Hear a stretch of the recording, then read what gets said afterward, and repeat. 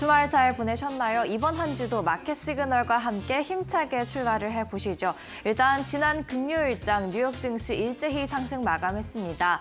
오후 1시에 조기 폐장을 했는데도 불구하고 다우와 S&P 500 지수 사상 최고치에서 마감을 했고요. 그 가운데서는 반도체주의 강세가 좀 두드러졌습니다. 네, 이제 12월 본격적으로 증시 시작을 하게 됐는데 일단 기대감은 정말 큽니다. 11월도 뉴욕 증시는 추가적인 상승의 흐름을 보여줬는데 일단 이번 주에 발표되는 여러 고용이나 경제 지표들 주목을 하면서 12월에 랠리가 이어질 수 있을지 집중을 해보셔야 될 것 같은데요.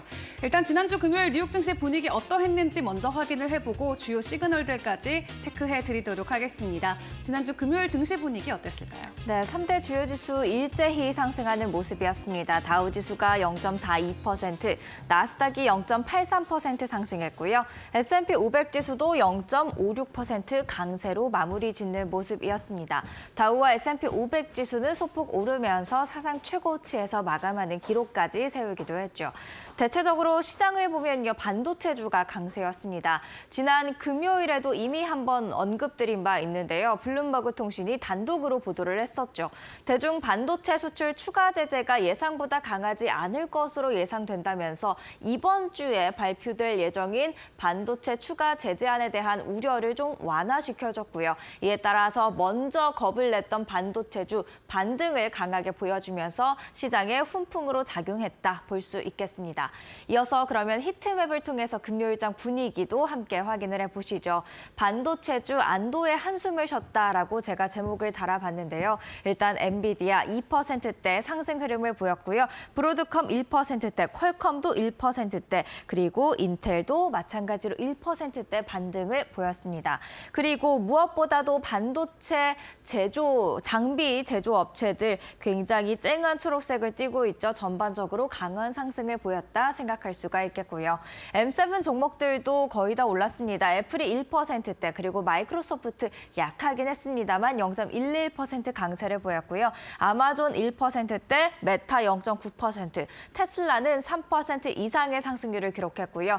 M7 중 유일하게 하락한 종목이 있다면 바로 구글의 모회사 알파벳이 되겠는데 0.2%가량 내림세로 막을 내렸습니다.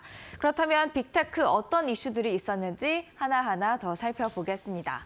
엔비디아 2%대 강세를 보였는데 블룸버그 보도 미 반도체 수출 추가 제재가 생각보다 강하지 않다라는 소식이 엔비디아를 비롯한 전반적인 반도체에 훈풍을 가져다 줬고요. 마이크로소프트가 0.11% 강세를 보였었죠. 지금 FTC가 마이크로소프트 전 사업부에 걸쳐서 반독점 조사를 개시한다라는 소식에 사실 금요일장에서 좀 불안할 법했는데요. 웨드브 씨의 발언이 그래도 긍정적인 영향을 준 것 같습니다. 마이크로소프트 이미 과거에 반독점 조사 한번 겪었기 때문에 이번에 어떻게 대응해야 할지 잘 알고 있을 것이다라는 코멘트 있었고요. 또 1월에 FTC 위원장이 바뀌게 되죠. 그렇게 된다면 마이크로소프트 큰 우려 안 해도 될 것 같다라면서 낙관적인 전망을 제시했습니다. 마지막으로 테슬라입니다. 3.7% 가까이 오름세를 보였는데요. 이로써 시가총액 1조 달러대로 복귀하는 모습이었습니다. 계속해서 반도체주 그러면 조금 더 살펴보도록 하죠. 반도체 안도의 한숨이었습니다. 블룸버그 헤드라인이 다음 주 대중 반도체 추가 수출 규제 있을 것이다라는 헤드라인이었지만 그 내용을 들여다보면 그 강도가 기존에 예상했던 것보다 약할 것 같다라는 이야기가 있었습니다. 이번 주 발표가 되면 그 구체적인 내용들 확인을 해봐야겠습니다만 일단 저 소식에 금요일장에서 가장 우려를 자아냈던 반도체 장비 제조사들 강한 상승세를 보였습니다. 어플라이드 머티리얼즈가 2% 가까이 올랐고요. 램 리서치 3%대, KLA도 2%대의 상승률을 기록했습니다. 그렇다면 이슈 있는 종목들 금요일장에서 어떤 종목들이 있었을까요? 이어서 확인해 보시죠. 이슈 있는 종목 먼저 로빈후드입니다. 0.29% 내림세를 보였는데요. 희소식은 한 가지 전해져 있습니다. 미 증권거래위원회 SEC가 24X 내셔널 거래소의 24시간 거래 관련 계획서를 승인했다라는 그런 보도가 나와 있습니다. 실제로 거래 정비 시간 이런 것을 생각하면 24시간이 아닌 23시간 지속적으로 거래가 가능한 강한 거래소가 나올 것으로 보여지는데요. 로빈후드는 이미 다른 대체 거래소를 통해서 24시간 거래를 가동시키고 있습니다. 이런 승인 소식에 과연 로빈후드 주가 상승세를 이어갈 수 있을지 지켜보셔야 될 것 같은데 장 초반에 크게 올랐다가 낙폭 만들어내면서 하락 반전하는 모습이었습니다. 이어서 하스브로입니다. 장난감 제조업체가 되겠는데요. 2% 가까이 올랐죠. 머스크의 한마디의 위력이 요새 굉장히 강합니다. 하스브로는 얼마야? 라고 이전에 트위터죠. X에 한마디 올렸더니 이렇게 주가가 바로 반응하는 모습이었습니다. 코인베이스 4%대의 하락률을 기록했는데요. 사실 비트코인 가격 금요일 장중에 오름세를 보였지만 비트코인 관련주는 좀 하방 압력을 받는 모습들이 나왔습니다. 차익 실현이 나왔다라고 생각해 볼 수가 있겠습니다. 세 가지 더 있습니다. 계속해서 살펴보시죠. 일단 월마트 0.66% 상승했고요. 신고가 기록했습니다. 블랙 프라이데이만큼 소매주가 주목받기 마련인데요. 사이버 먼데이도 아직 남아있죠. 이렇게 사이버 먼데이까지의 실적이 얼마나 나올지 그에 따라서 소매주의 반응들 계속해서 나올 것으로 보여집니다. 라스베이거스 샌즈 대표적인 그런 카지노 관련주가 될 텐데요. 1월에 마카오에서 개임 카지노 매출이 전월 대비 14.9%, 11월에 14.9% 증가했다고 합니다. 이로써 팬데믹 이전 수준을 회복했는데요. 이에 따라서 미국에서 거래가 되고 있는 라스베이거스 샌즈 또한 강한 상승세를 보이는 모습이었습니다. 마지막으로 디즈니입니다. 주가가 내리기는 했지만 모아나2가 흥행에 성공했습니다. 기존에 예상했던 것보다 2배 이상의 첫 한 주 성과를 내고 있는데요. 겨울왕국2도 이겼다고 하죠. 과연 이러한 흥행이 디즈니 주가에도 상승 압력으로 작용할 수 있을지 계속해서 지켜보시죠. 이어서 다음 국채금리 확인해 보도록 하겠습니다. 이날은 국채금리가 내림세를 보였습니다. 2년물 국채금리 4.163% 그리고 10년물도 4.2%에서 4.1%대로 내려오는 모습을 보였습니다. 마지막으로 국제 유가와 국제 금값도 확인을 해봐야겠죠. WTI가 1%가량 내리면서 68달러 선의 거래를 마쳤는데요. 일단 이스라엘과 헤즈볼라 휴전에 따른 공급 우려가 완화되면서 유가 끌어내렸고요. 또 내년에 공급량이 증가할 수 있다라는 전망에 역시나 또 한 번 유가를 끌어내리는 모습이었습니다. 국제 금값은 소폭 강세를 보였는데요. 일단 달러 강세가 주춤한 것이 금값에는 호재로 작용을 했고요. 그리고 지정학적 긴장감이 아직은 지속이 되고 있다는 점, 그리고 그런 점들이 모두 다 금값 상승에 기여를 하는 모습들이었습니다. 이렇게 뉴욕 증시 금요일장 간략하게 정리를 해봤는데요. 이어서 주말 사이에 나왔던 놓쳐선 안 될 이슈들까지 한번 은주 앵커와 함께 체크해 보시죠.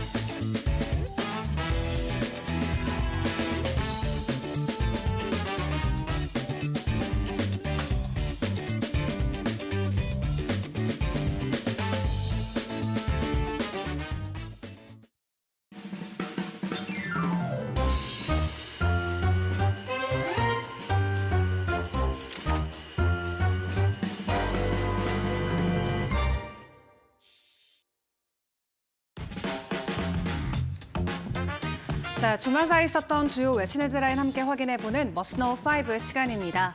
이제 본격적으로 12월 거래일이 시작이 됩니다. 11월까지 뉴욕 증시 분위기 말 그대로 굉장히 뜨거웠는데요. 연초 대비해서 무려 S&P 지수는 27%나 상승하는 엄청난 쾌거를 달성하기도 했습니다.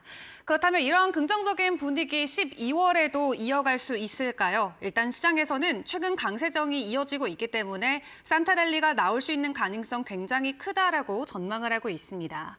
월가 리서치 기관인 네드 데이비스 리서치에 따르면 S&P 500 지수가 11월까지 연간 20% 이상 오르는 지수는 76%의 확률로 12월에도 상승했다라고 하는데요.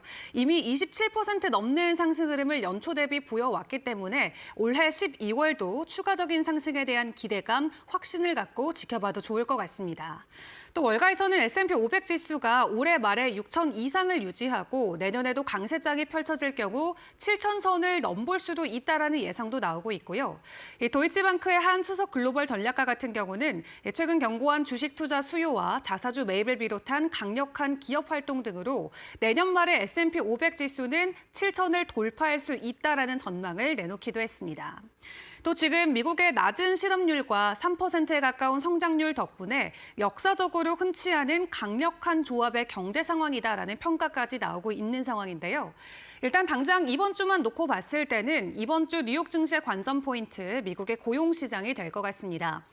미국 노동부가 발표하는 비농업 부문 고용 보고서를 비롯해서 민간 고용 보고서, 또 구인 이직 보고서, 실업 보험 청구자 수 등 다양한 주요 고용 지표들이 발표가 되는데요. 시장에서는 11월 비농업 부문 고용이 전월 대비 18만 명에서 17만 명 사이로 늘어났을 것으로 예상을 하고 있습니다. 그리고 이번 주는 제롬 파월 미국 페드 의장을 비롯해서 페드 인사들의 공개 발언까지 이어지죠. 또 여기에 경기 평가 보고서인 베이지북 발표도 있고요. 미국의 제조업과 서비스업 경기를 알아볼 수 있는 구매 관리자 지수 수치까지 함께 공개가 됩니다. 여러 경제 일정들이 있는 만큼 지표들도 잘 확인하시면서 투자를 이어가시면 좋을 것 같고요.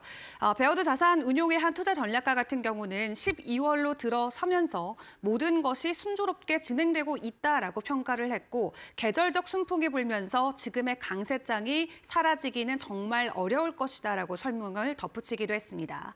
또 JP모건 체이스의 한 수석 전략가 같은 경우도 미국은 올해 이어서 내년까지도 글로벌의 성장 엔진으로 남을 것이다라는 낙관론을 이어갔는데 시장에서는 12월도 긍정적일 것이다라는 데는 의심 없이 강한 자신감을 보여주고 있는 것 같습니다. 이번 주 주요 지표들이 대거 발표가 되는 만큼 지표들 함께 꼼꼼하게 점검을 해보시고요. 그리고 지난주 금요일부터 이어지고 있는 쇼핑 홀리데이 시즌도 주목을 해보셔야겠죠. 지난주 금요일 블랙 프라이데이 있었는데 소비가 작년보다 3% 증가한 것으로 확인이 됐습니다. 다만 온라인 쪽에서의 활동량이 급증했고 오프라인은 작년에 이어서 올해도 지속적인 하락폭을 보였다라고 하는데요. 이 코로나19로 온라인 쇼핑이 보편화되면서 블랙 프라이데이에서도 오픈런의 현상은 점점 사라지고 있는 추세라고 합니다. 이 미국 소비자들의 오프라인 매장 방문 교통량도 작년 대비해서 8.2% 감소한 것으로 분석이 됐고요.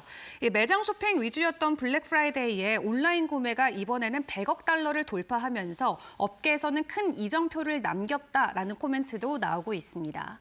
이 소비자들이 모바일 쇼핑이나 인공지능 챗봇을 활용해서 쇼핑하는 것에 점점 익숙해지고 있고 앞으로도 블랙 프라이데이는 온라인 성장이 더 두드러질 수 있다라는 예상도 나오고 있는 상황인데요.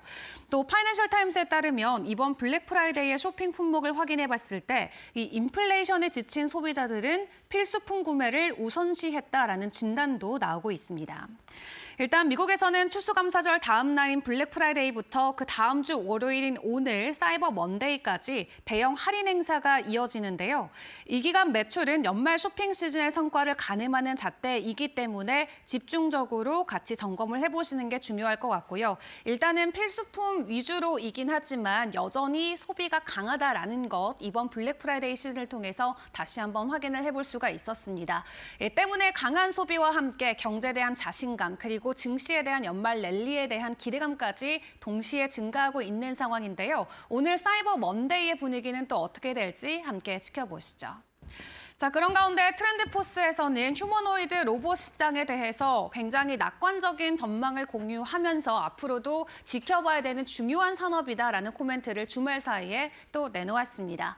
엔비디아나 오픈 AI, 테슬라, 혼다 등 글로벌 대기업들이 현재 휴머노이드 로봇 양산에 박차를 가하는 중이죠.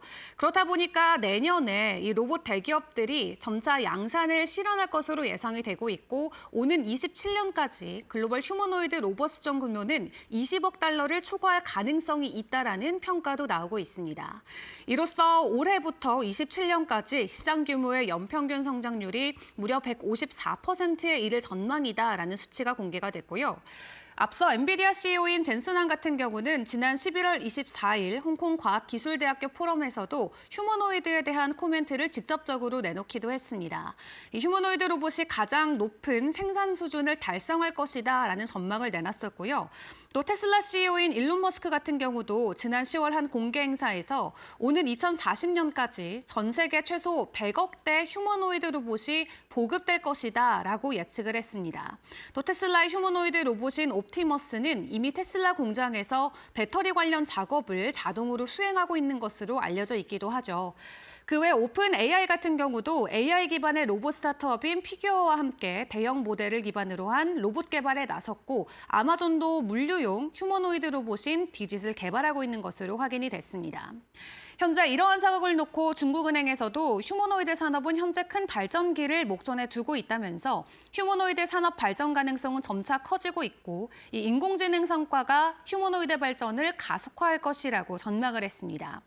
이에 따라 향후 AI 기술 발전과 더불어서 휴머노이드 산업에 대한 시장의 관심은 지속될 것으로 보여지고 있고요. 지금은 AI 자체를 만드는 것에 시장이 집중을 하고 있다면 앞으로는 만들어진 AI를 통해 이 로봇 시장의 성장이 가장 기대가 된다라는 낙관적인 이 관측들이 많이 나오고 있는 만큼 앞으로 로봇 시장에 대한 시장의 평가들도 계속해서 확인을 해보시죠. 자, 그런 가운데 JP모건과 테슬라 이제 화해를 하는 걸까요? 3년 동안 이어왔던 소송 드디어 종지부를 찍었습니다. 그러면서 JP모건의 CEO는 테슬라와 함께 앞으로의 협력도 기대한다라는 코멘트까지 함께 내놓기도 했는데요. 자세한 내용 같이 확인을 해보도록 하겠습니다. 사실 테슬라와 JP모건 지난 8년 동안 여러 갈등들이 있었습니다. 그러다가 JP모건은 3년 전에 테슬라를 상대로 원화 기준으로 약 2천억 원이 넘는 규모의 소송을 진행을 했는데요. 다만 주말 사이에 해당 소송을 철회하기로 합의했다면서 양측은 한 페이지 분량의 소송 취하 합의서를 제출했고요. 구체적인 합의 내용은 아직 공개되진 않았습니다. JP모건은 대변인 성명을 통해서 JP모건과 테슬라는 새로운 상업적인 관계를 맺고 양사 간의 미해결 분쟁을 해결하기로 했다면서 모두에게 좋은 결과이며 우리는 앞으로도 협력할 수 있기를 기대한다라고 밝혔습니다. 이 양사의 갈등은 과거 2016년까지 거슬러 올라가야 되는데 당시 일론 머스크 테슬라 CEO가 JP모건에 테슬라 전기차 리스 보증을 요구를 했었는데 이 배터리 수명에 대한 가치 평가에서 이견이 나와서 거절을 당한 바 있습니다. 이에 격분한 머스크가 JP모건 소비자 금융 책임자에게 전화해서 모든 거래를 끊겠다라고 위협을 했었고요. 당시 머스크가 고성에 욕설까지 섞여가면서 협박에 가까운 언사를 건넸고 이에 분노했던 제이미 다이먼 JP모건 회장 겸 CEO는 머스크에 직접 전화를 해서 JP모건은 협박에 굴하지 않는다라고 통보한 것으로 알려지기도 했습니다. 해당 언쟁 이후에 머스크는 테슬라와 스페이스X를 비롯해서 자신의 사업체를 JP모건과 진행하던 모든 거래에서 중단시킨 것으로 확인이 됐고요. 이후 21년 말에 JP모건이 테슬라와 머스크를 상대로 1억 6,200만 달러 상당의 소송을 내면서 이들의 불화가 수면 위로 드러난 바 있었습니다.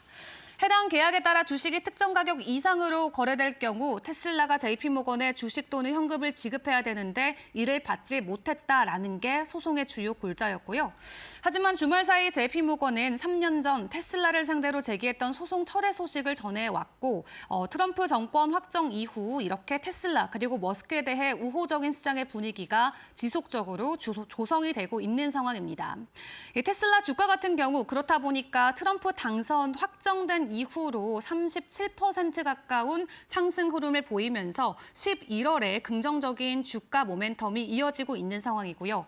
그리고 주말 사이 일론 머스크 CEO는 본인의 트위터 계정을 통해서 테슬라가 가장 뛰어난 AI를 보유하고 있다라면서 글을 올리기도 했습니다. 일단 시장이 전반적으로 테슬라 그리고 머스크에 대해서 굉장히 우호적인 환경을 조성해 가고 있는데 이 해당 모멘텀으로 테슬라의 자체적인 주가 앞으로도 긍정적일 수 있다라는 월가의 낙관적인 전망치까지 계속 공유가 되고 있는 상황입니다. 해당 기조 계속 이어질 수 있을지 테슬라 이슈들도 같이 점검을 해보시면 좋겠습니다. 마지막으로 암호화폐 시장 상황도 체크해 보도록 할 텐데요.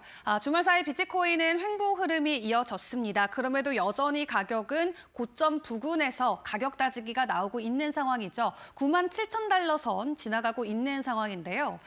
앞으로 미국을 비롯해서 다른 국가들 또한 비트코인을 국가 비축 자산으로 주목하고 있다라는 언론 보도들도 주말 사이 많이 쏟아졌습니다.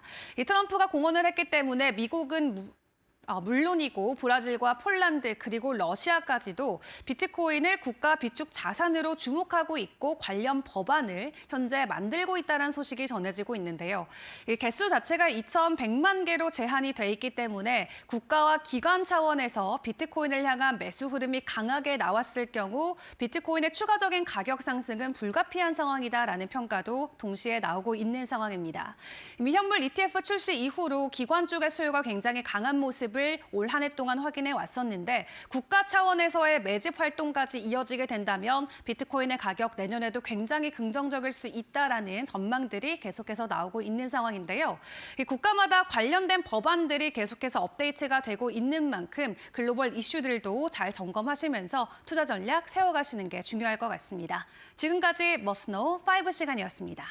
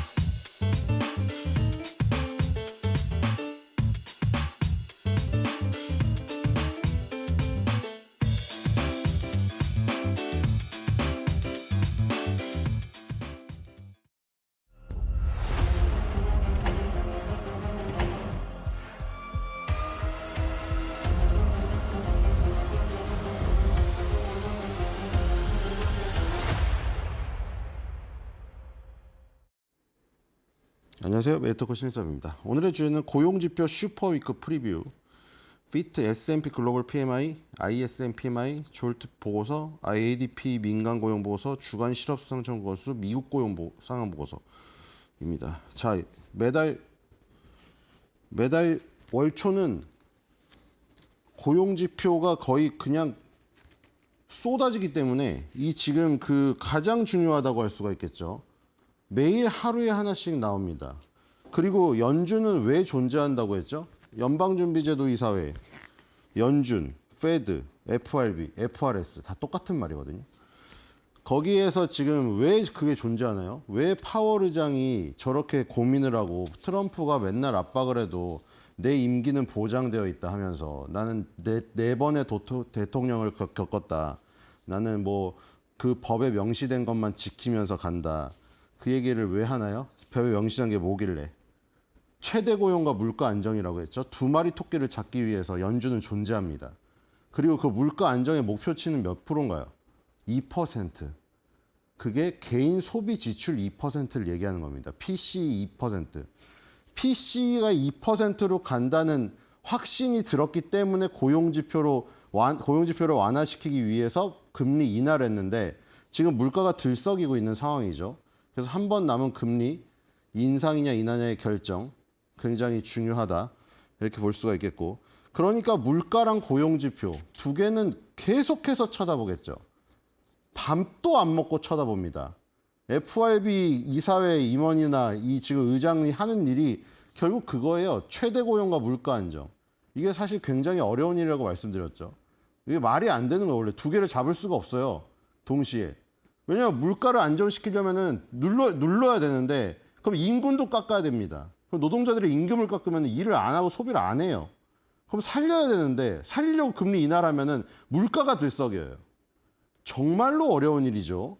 한쪽 시소를 누르면 이쪽 시소가 올라가고 이쪽 시소를 누르면 저쪽 시소가 올라가는 일이에요. 그러니까 맨날 비판을 받고 비판하는 건 자유죠. 자기가 의장이 아니기 때문에. 뭐 우리도 마찬가지죠. 그게 뭐 불법은 아니니까 우리가 얘기하는 것도 사실 자유죠. 뭐 니들이 뛰던가 뭐 그것도 이해를 하지만 사실 그러면 모든 선수가 축구 선수를 할 수는 없었던 일이잖아요. 그렇죠? 그럼 파월 의장이 그렇게 해서 열받아가지고 그럼 니들이 금리 결정하던가 그런 식으로 얘기를 해버리면 그럼 우리가 다 FRB 의장이 될 수도 없고 그럼 그 자리에 가려고 그 사람이 노력을 했는데 그따위로 얘기를 하면은 그렇죠? 누가 의장으로 대접을 해주겠어요. 파월은 절대 그렇게 얘기를 안 하죠. 어쨌든 근데 저널리즘이 그 얘기하는 거는 뭐 자유긴 한데 후대에 결국 가서 평가를 받는 겁니다. 그린스펀이든 뭐 옐런은 단기로 끝났지만 버냉키든 폴 벌커든 다 지나고 나서 지금이야 지금 언제까지 될지는 모르겠어요. 2026년에 트럼프가 다시 임명할지 안 할지 모르겠으나 파월이 그래도 2년이 남았기 때문에 최선을 다해가지고 나중에 후대의 평가를 받아야겠죠. 지금 왔다 갔다 하는 얘기는 아무 쓰잘데기 없는 얘기예요. 근데 그것을 이제 파월은 알고 있지만 우리는 자유니까. 그러니까 비판은 해도 되는데 문제는 이제 비판을 하면서 투자에 도움이 되려면 우리들 그 빙의를 해보는 거죠. 빙의. 우리가 파월 의장이라면 그러면 어떻게 여기서 어떻게 할까? 우리는 무슨 그런 저기가 없잖아요. 부담감이 없잖아요. 뭐 금리 인하했다고 왜 거기서 금리 인하를 해? 보험원처럼 조금 더 했어야지. 좀 더 자제를 했어야지. 뭐 보험원은 좀 야망이 있는 것 같긴 한데 어쨌든 지금 뭐 우린 부담감이 없잖아요. 우리가 금리 인하를 결정한다고 해서 누가 우리 말을 신경 쓰겠냐 이거죠. 어떤 사람이 친구가 우리를 비판하겠나요? 아무도 비판 안 하겠죠. 그러니까 지금 생각을 해보면 되는 거예요. 너도 나도 다 파월이 되는 거예요. 그래서 지금 최대 고용과 물가 안정을 갖기 위해서 지금 계속해서 지표를 살펴봐야죠. 이번 주에 다 고용이 쫙 나오기 때문에 굉장히 중요합니다. 이 고용 시장이 만약에 안정이 안 됐다고 하면 이제 금리 인하를 해야 되는데 문제는 금리 인하를 하면 또 물가가 올라간단 말이에요. 그러니까 지금 어느 정도 선에서 해야 될 것인가? 우린 부담감이 없기 때문에 같이 생각해 보면 됩니다. 자, 일단은 S&P 글로벌의 PMI가 나오는데 저건 주황색이라 S&P 스탠다드 앤 푸어스에서 나오는 PMI 같은 경우에는 큰 중요도는 없어요. 근데 이게 지금 그 스탠다드 앤 푸어스에서 마킷이라는 그 설문조사 회사에 맡겨서 하는 거거든요. 마킷이 자회사인데 글로벌 PMI라고도 하고 파이널 뭐 PMI라고도 하고 어쨌든 제조업 PMI가 먼저 나옵니다. 보통 제조업이 먼저 나오고 비제조업이 먼저 나오겠죠. 지금 그 S&P 글로벌에서 나오는 제조업 PMI가 맨 첫 번째로 스타트를 끊고 그다음에 이제 거의 같은 시각에 바로 S&P 500이 나오고 나서 바로 ISM에서 발표가 나오거든요. ISM이 좀 더 중요하죠. 구매공급관리자 협회 혹은 구매공급관리연구소 여기서 발표하는 PMI는 다 똑같아요. 기업의 구매 담당자라든가 구매 담당 임원들에게 설문조사를 돌리는 것이죠. 어쨌든 파이널 매니팩처링 PMI가 나온다. 뒤로 가겠습니다. 자, ISM은 빨간색이죠. 자, 이거 여기 사이트에 들어가면 이제 S&P 글로벌 플래시 US PMI라고 나옵니다. 지금 보면은 50 이상으로 지금 가고 있는 모습이 보이죠. S&P 글로벌 플래시 US PMI는 이렇게 나오고 있고요. 뒤로 가겠습니다. 자, 그 다음에 바로 ISM께 나오죠. ISM이 이전치가 46.5고 이번에 예상치가 47.7입니다. 자, 이거는 다 50이 기준입니다. 50 밑으로 하면은 안 좋다고 생각하는 이 지금 설문조사가 많았던 것이에요. 50이 기준이고요. 뒤로 가겠습니다. 예전에 설명드렸죠. ISM에서 발표하는 건 다 50 기준이고요. 연방준비은행에서 발표하는 거는 0이 기준이에요. 뉴욕 엠파이어 스테이트 그 지수라던가 아니면 필라델피아 그 PMI 지수 이것들은 제조업 지수 그것들은 다 0이 기준입니다. 그리고 시카고에서 발표하는 건데 시카고는 ISM에서 발표하기 때문에 시카고 PMI는 50 기준이에요. 자, 지금 매뉴팩처링 PMI 46.5 저번에 나온 건데 자, 제조업은 지금 계속 안 좋은 모습이에요. 제조업은 지금 50을 넘지 못하고 있는 모습이죠, 계속. 50을 넘지 못하고 밑에 세부 지표에 10가지가 있는데 여기서 이제 신규 주문이 가장 중요하다고 했죠. 구매 담당자들이 만약에 경기가 좋아질 것 같으면 신규 주문을 늘려고 생각을 하고 있겠죠. 어쨌든 ISM PMI가 좀 더 중요하다. 근데 어차피 같이 나오고 큰 흐름은 비슷하다. S&P 미국 제조업 PMI, ISM 제조업 PMI 발표되는 주체가 다르고 약간의 그 변수가 틀리지만 어쨌든 비슷한 시각에 그 발표가 된다는 거. 뒤로 가겠습니다. 심리지수가 제조업 심리지수가 스타트를 끊고요. 자, 세부 지표는 여기 사이트에 들어가면 요약돼서 다 PDF 파일로 제공됩니다. 저 뒤로 가겠습니다.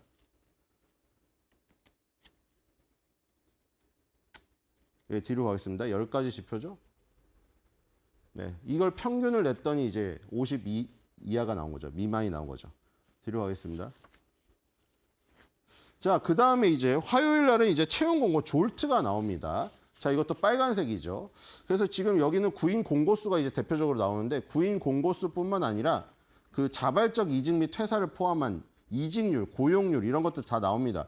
이 시장이 지금 굉장히 활발해진다고 하면 구인 공고수도 많아지고 자발적 퇴사가 많아져요. 자발적 퇴사로 인한 이직이 많아지겠죠.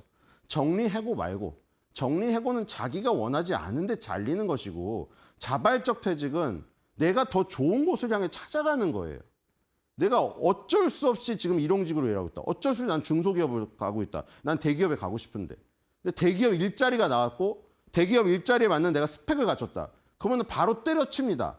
그냥 멋있게 사표 던지고 나오죠. 정리해고는 내가 사표 던지는 게 아니죠. 자발적 이직에 따른 퇴사율이 높아지고 구인공호수가 많아진다. 이건 경기가 활성화되는 거예요.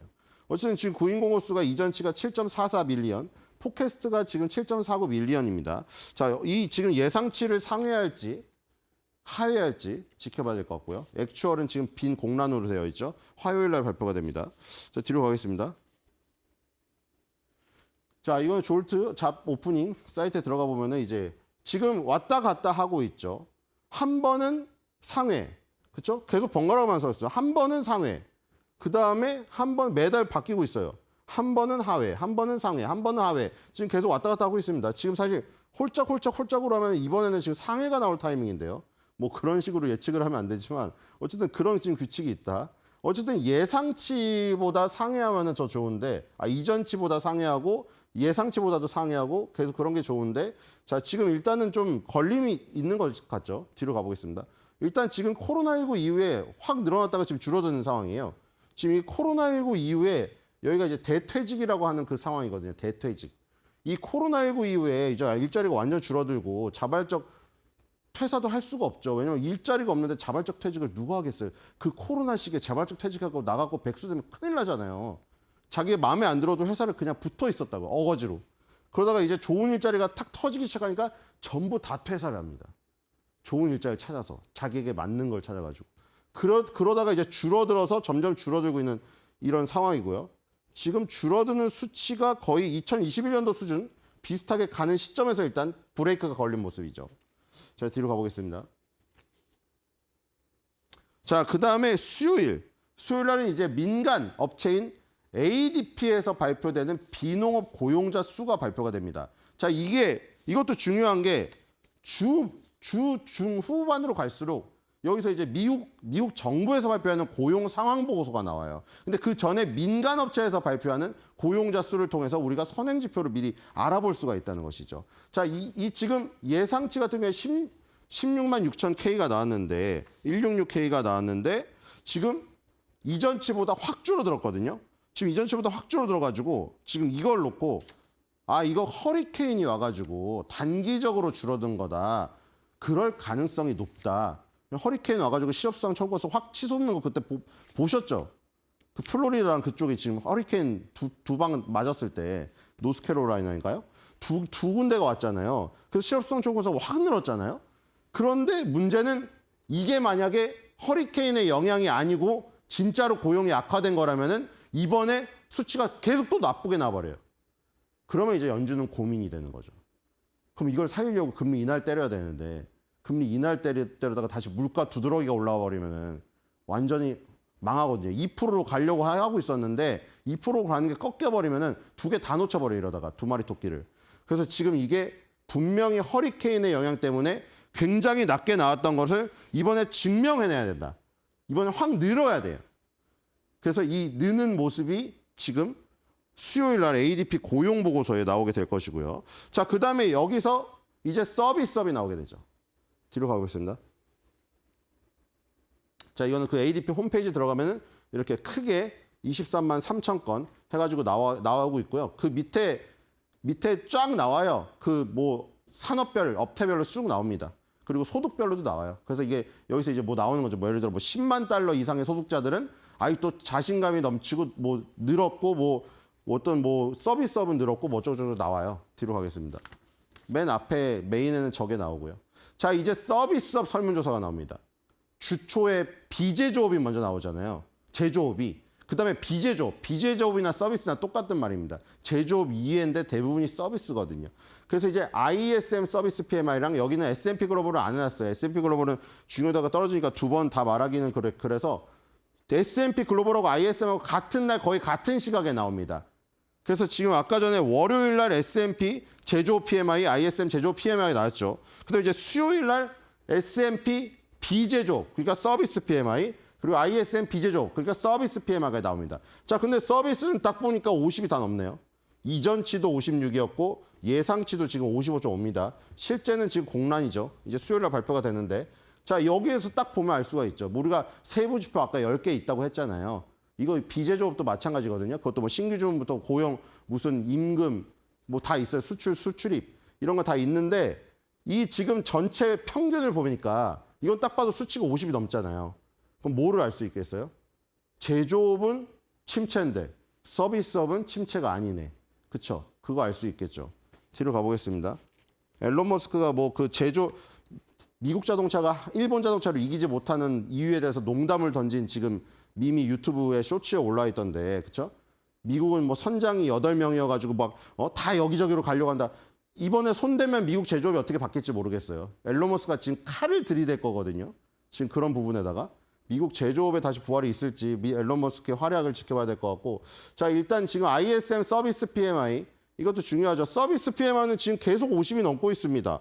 그렇죠? 실제치가 지금 50 미만이었던 때는 2024년도 초반밖에 없었어요. 48.8에서 쭉 올라와가지고 지금 이제 56을 넘어서고 있습니다. 계속 올라가고 있죠. 51.4, 51.5, 54.9, 56까지 갔어요. 그리고 다 예상치 상회죠, 지금.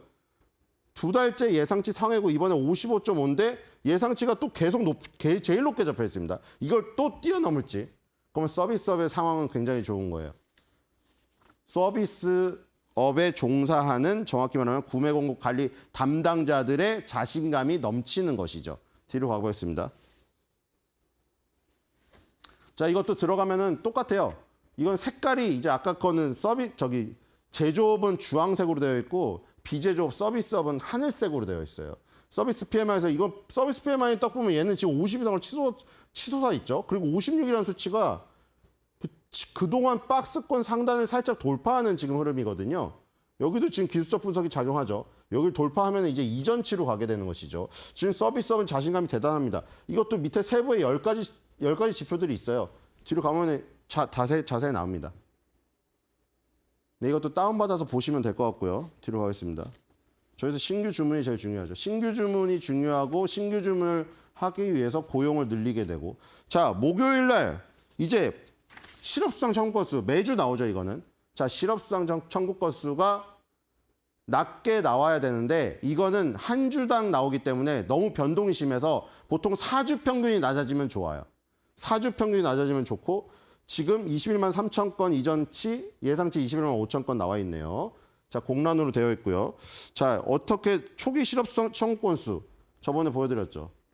신규 실업수당 청구 건수는 줄어들고 있는데 문제는 미국의 실업자 수가 190만 명이 이르고 계속 실업수당 청구 건수는 지금 최고치죠. 그렇죠? 그러니까 이 실업자가 계속되는 실업자가 이게 문제예요. 신규 실업자는 양산이 안 되고 있는데 기존의 실업자들이 취직이 안 되고 있다, 지금. 뒤로 가보겠습니다. 그게 하나의 또 문제죠. 자, 지금도 보면은, 자, 예상치, 이거는 예상치 상회가 나오면 되고 예상치 하회가 나와야 되죠. 예상치 하회가 나오고 있습니다. 예상치 하회, 예상치 하회, 이것도 예상치 하회. 자, 이번에도 예상치 하회가 나올지 지켜봐야 될 것 같고요. 자, 뒤로 가겠습니다.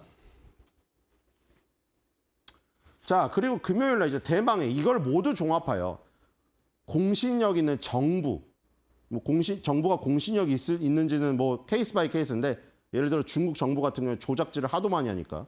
자, 이 지금 여기에서 나오는 것이 그동안의 모든 것들을 종합해서 나옵니다. 여기 이제 실업률이 나오고요. 그다음에 고용자 수가 나오고 이것도 비농업이에요. 대부분 비농업입니다. 농업은 보통 빼요. 농업의 비중도 작고 농업은 대부분 자영업에다가 일용직을 많이 쓰기 때문에 그리고 계절 변동이 너무 심해요. 계절 변동이. 여름, 겨울에 따라서 과일 야채가 잘 될 때 그때 확 늘었다가 그 다음에 완전 줄었다가 이러기 때문에 대부분 비농업입니다. 자, 그래서 실업률, 그 다음에 평균 시급까지 나옵니다. 자, 다 올라야겠죠. 실업률은 내리고 고용자 수와 평균 임금은 올라야겠죠. 그래야 고용시장이 회복되는 건데 이 세 개가 다 중요하다. 뒤로 가겠습니다. ADP 민간업체에서 나오는 보고서와 이 정부에서 나오는 거랑 병합해서 보면은 이 고용시장이 거의 보이겠죠. 민간업체에서 나오는 것도 좋고 이 지금 정부에서 하는 것까지 좋으면은 굉장히 지금 좋은 수치죠. 자, 지금 평균 임금이죠. 평균 시급이 지금 계속해서 오르고 있는 여생치 상해입니다. 좋은 모습이고요. 물론 이게 또 너무 확 오르면 좋지가 않겠죠. 적당히 오르면 좋을 거고요. 뒤로 가겠습니다. 네, 고용자 수입니다. 자, 고용자 수가 여기서 지금 이것도 마찬가지예요. 지금 이전치보다 확 줄어버렸잖아요. 지금 거의 반토막이 났습니다. 자, 반토막이 난 게 ADP도 마찬가지고 이게 만약 허리케인의 영향이라던가 일부 파업의 영향이었다면은 바로 회복을 해야 됩니다. 안 그러면 이게 허리케인의 영향이 아니고 지금 고용시장이 다시 악화된다는 얘기니까 이번에 중요하죠. 자, 폴캐스트도 지금 2배로 잡아놨어요. 지금 예상치도. 예상치가 2배로 잡혀 있어요. 지금. 이게 바로 회복이 되는가? 지금 여기 퐁당퐁당이죠. 254K에서 12K로 완전히 반토막이 난 다음에 여기 예상치도 그렇죠. 예상치를 다시 2배 늘렸는데 바로 10월 달치로 돌아갈 수 있겠는가? 이게 지금 관건이네요. 뒤로 가겠습니다. 네, 실업률입니다. 실업률은 4.1, 4.4%대로 그대로 계속 유지하고 있습니다. 여기서 막 확 튀는 어떤 그게 안 나오는 이상 변동이 별로 없어요. 이 구간은. 뒤로 가겠습니다. 다 4에서 4.1대고요. 자, 이거는 BLS에서 발표를 하기 때문에 들어가면 이제 실업률하고 고용자 수 이렇게 나옵니다. 고용자 수가 조금 떨어지고 있는 모습이 나오고 있고요. 실업률은 조금 올랐지만 4%대 유지하고 있습니다. 뒤로 가겠습니다. 저도 다운받으면 밑에 또 세부 내용 다 있어요. 자, 11월 고용 데이터가 중요한 게 이 지금 금요일 날 발표되는 지금 이 부인 및 민간 보고서가 발표되는데 금요일 날 이제 고용 상황 데이터가 발표되잖아요. 그렇기 때문에 지금 이 부분이 중요하고요. 그다음에 기업 실적들 이런 것들이 나와 있고요. 네.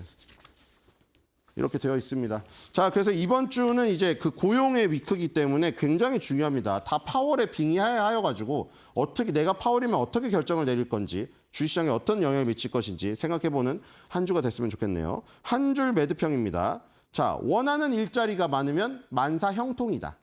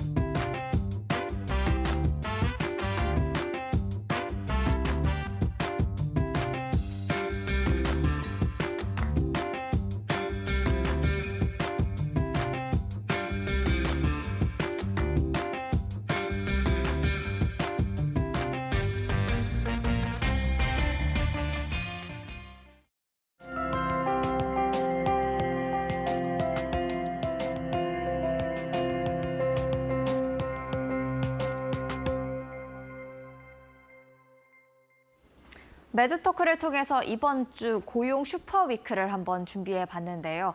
고용이 강하게 나와서 미국 경제 체력이 여전히 강함을 시사한다면 우리 12월에 어떤 시장을 기대할 수 있을까요? 바로 산타랠리를 기대해 볼 수 있을 것 같습니다. 산타랠리가 오고 있는지 이 시간 통해서 확인해 보도록 하겠습니다. 일단 산타랠리 어떤 의미일까요? 산타랠리란 크리스마스 연휴 전까지 또는 연휴 전후부터 새해 새해 첫 거래일까지 이어지는 상승세를 말합니다.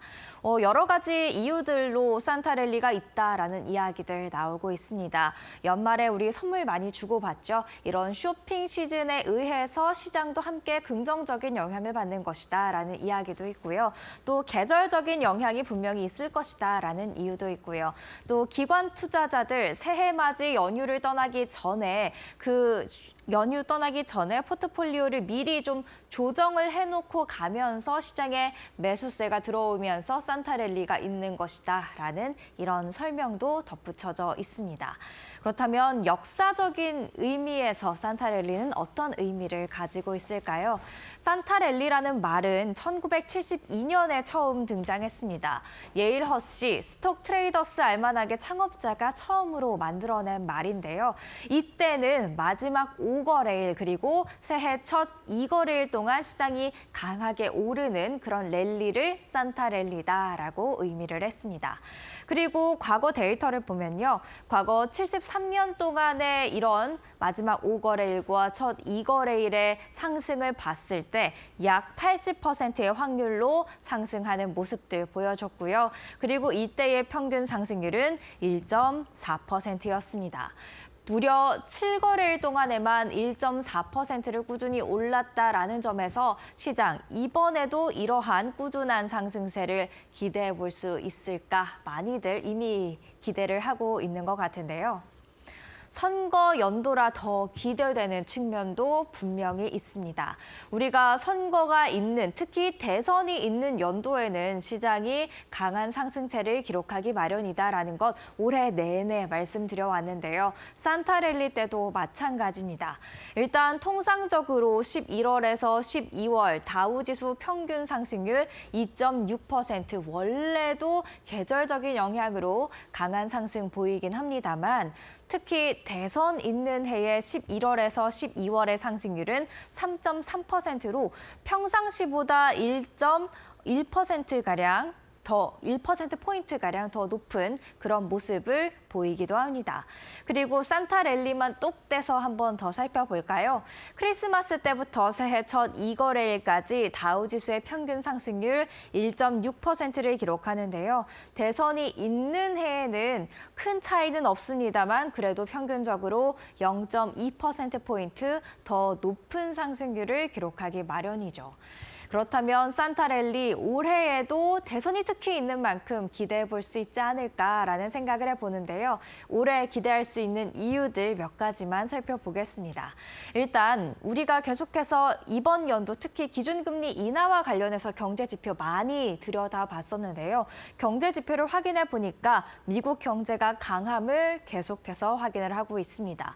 골디락스라는 말이 나올 정도로 미국 경제가 굳건한 상승률을 유지하고 있음을 확인을 해왔는데요. 미국 경제 그 자체가 좋다 보면 시장 당연히 뒤따를 수밖에 없을 겁니다. 그렇기 때문에 미국 경제가 강한 만큼 산타랠리 기대해 볼 수 있겠다라고 생각을 할 수가 있겠고요. 미국의 지속적인 기준금리 인하 기대감도 산타랠리에 대한 기대를 더욱더 키우고 있습니다.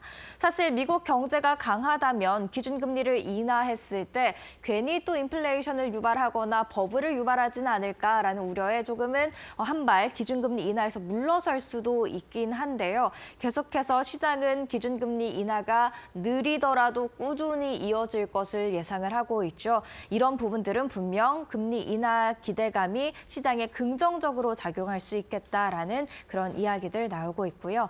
그리고 최근에 신규 상장한 종목들의 강세가 눈에 띕니다. 이 말인즉슨 지금 시장은 투자 심리가 매우 강하게 들어와 있다. 매우 공격적인 투자를 할 준비가 돼 있다라는 뜻으로도 해석해 볼 수가 있기 때문에 이러한 이유들로 인해서 올해 시장 이미 강했지만 산타랠리까지도 기대해 볼 수 있겠다라는 이야기들 지금 시장에서 많이 나오고 있죠. 그렇다면 산타랠리 때 우리는 어떤 부분에 주목을 하면서 시장을 대응을 해야 할까요?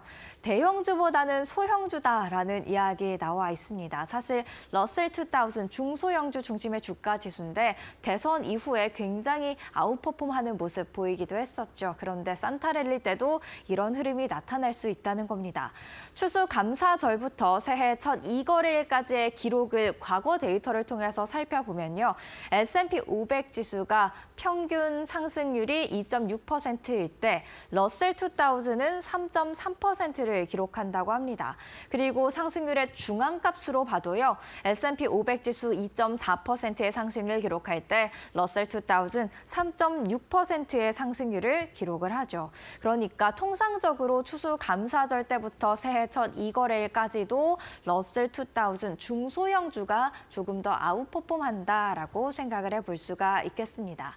그리고 계속해서 이 차트를 살펴보면요. S&P 500 지수보다 러셀 2000 산타랠리가 기대될 때는 조금 더 기울여 봐도 좋을 것 같다라는 생각이 들었는데요. 일단 S&P 500 지수부터 한번 보시죠. 과거 이 기간 동안 상승했던 횟수 59번이고요. 이때의 평균 상승률 3.8%가 되겠습니다. 그리고 과거에 하락했던 횟수는 15번이고요. 이때의 하락률은 평균적으로 2.1%를 기록을 했었죠. 그리고 러셀 2000으로 한번 옮겨가서 살펴보도록 하겠습니다. 러셀 2000 과거의 상승 횟수 35번이고요. 이때의 평균 상승률 5.1%가 되겠습니다. 그리고 과거에 이 기간 동안 평균적으로 하락했던 횟수 10번 정도고요. 이때의 평균 하락률 2.9%가 되겠죠. 이 말인즉슨 어떻게 해석을 해볼 수가 있겠냐면요. S&P 500 지수가 더 많이 오르는 횟수 자체는 많습니다만 그때의 평균 상승률 3.8%로 러셀 2000보다 약하죠. 즉 러셀 2000 과거 오르는 횟수가 조금 적을지라도 오를 때 조금 더 확실하게 오른다라고 해석을 해볼 수가 있겠고요. 하락 횟수도 마찬가지입니다. 하락 횟수 S&P 500 지수가 조금 더 많습니다만 이때의 평균 하락률 2.1%죠. 반면에 러셀 2000 한번 보시죠. 하락 횟수 조금 더 적은 10번이지만 이때의 평균 하락률이 조금 더 큽니다. 오를 때 확실히 오르듯이 내릴 때도 조금 더 강하게 내린다라는 것을 알 수가 있죠. 즉 러셀 2000 중소형주 중심의 주가 지수인 만큼 조금 더 큰 변동성을 보인다라고 생각을 해볼 수가 있겠는데요. 그 말인 즉슨 또 다르게 해석하면 산타랠리가 확실하게 기대되는 연도에는 대형주보다는 중소형주에 투자를 하는 것이 조금 더 높은 수익률을 얻을 수 있겠다라고도 생각을 해볼 수가 있겠습니다. 그렇다면 러셀 2000 기대를 해볼 수 있을까요? 기대를 할 수 있다고 생각이 조금은 드는 게 이미 달리고 있었기 때문입니다. 연중 추이 한번 보시죠. 러셀 2000 올해에만 벌써 20% 이상의 상승률을 기록을 하고 있습니다. 올해 기록 중인 수익률을 한번 보시면 나스닥 지수 30%대, S&P 500 지수 27%대, 다우 지수 19%대인데 그 가운데 러셀 2000 지지 않고 잘 같이 가주고 있는 모습들 확인을 할 수가 있죠. 그만큼 지금 이미 중소형주에 대한 투자 심리가 올라와 있는데 여기에다가 산타랠리까지 더해진다면 한번 기대해 볼 만하지 않을까요? 그런 의미에서 오늘의 사인은 이렇게 정리를 해보도록 하겠습니다. 크리스마스의 진심인 미국입니다. 증권거래소 안에 지금 산타가 등장한 상황인데요. 뉴욕 증시도 마찬가지로 크리스마스의 진심입니다. 이번 연도 산타랠리 한번 기대해 보시면 어떨까요? 지금까지 사인이었습니다.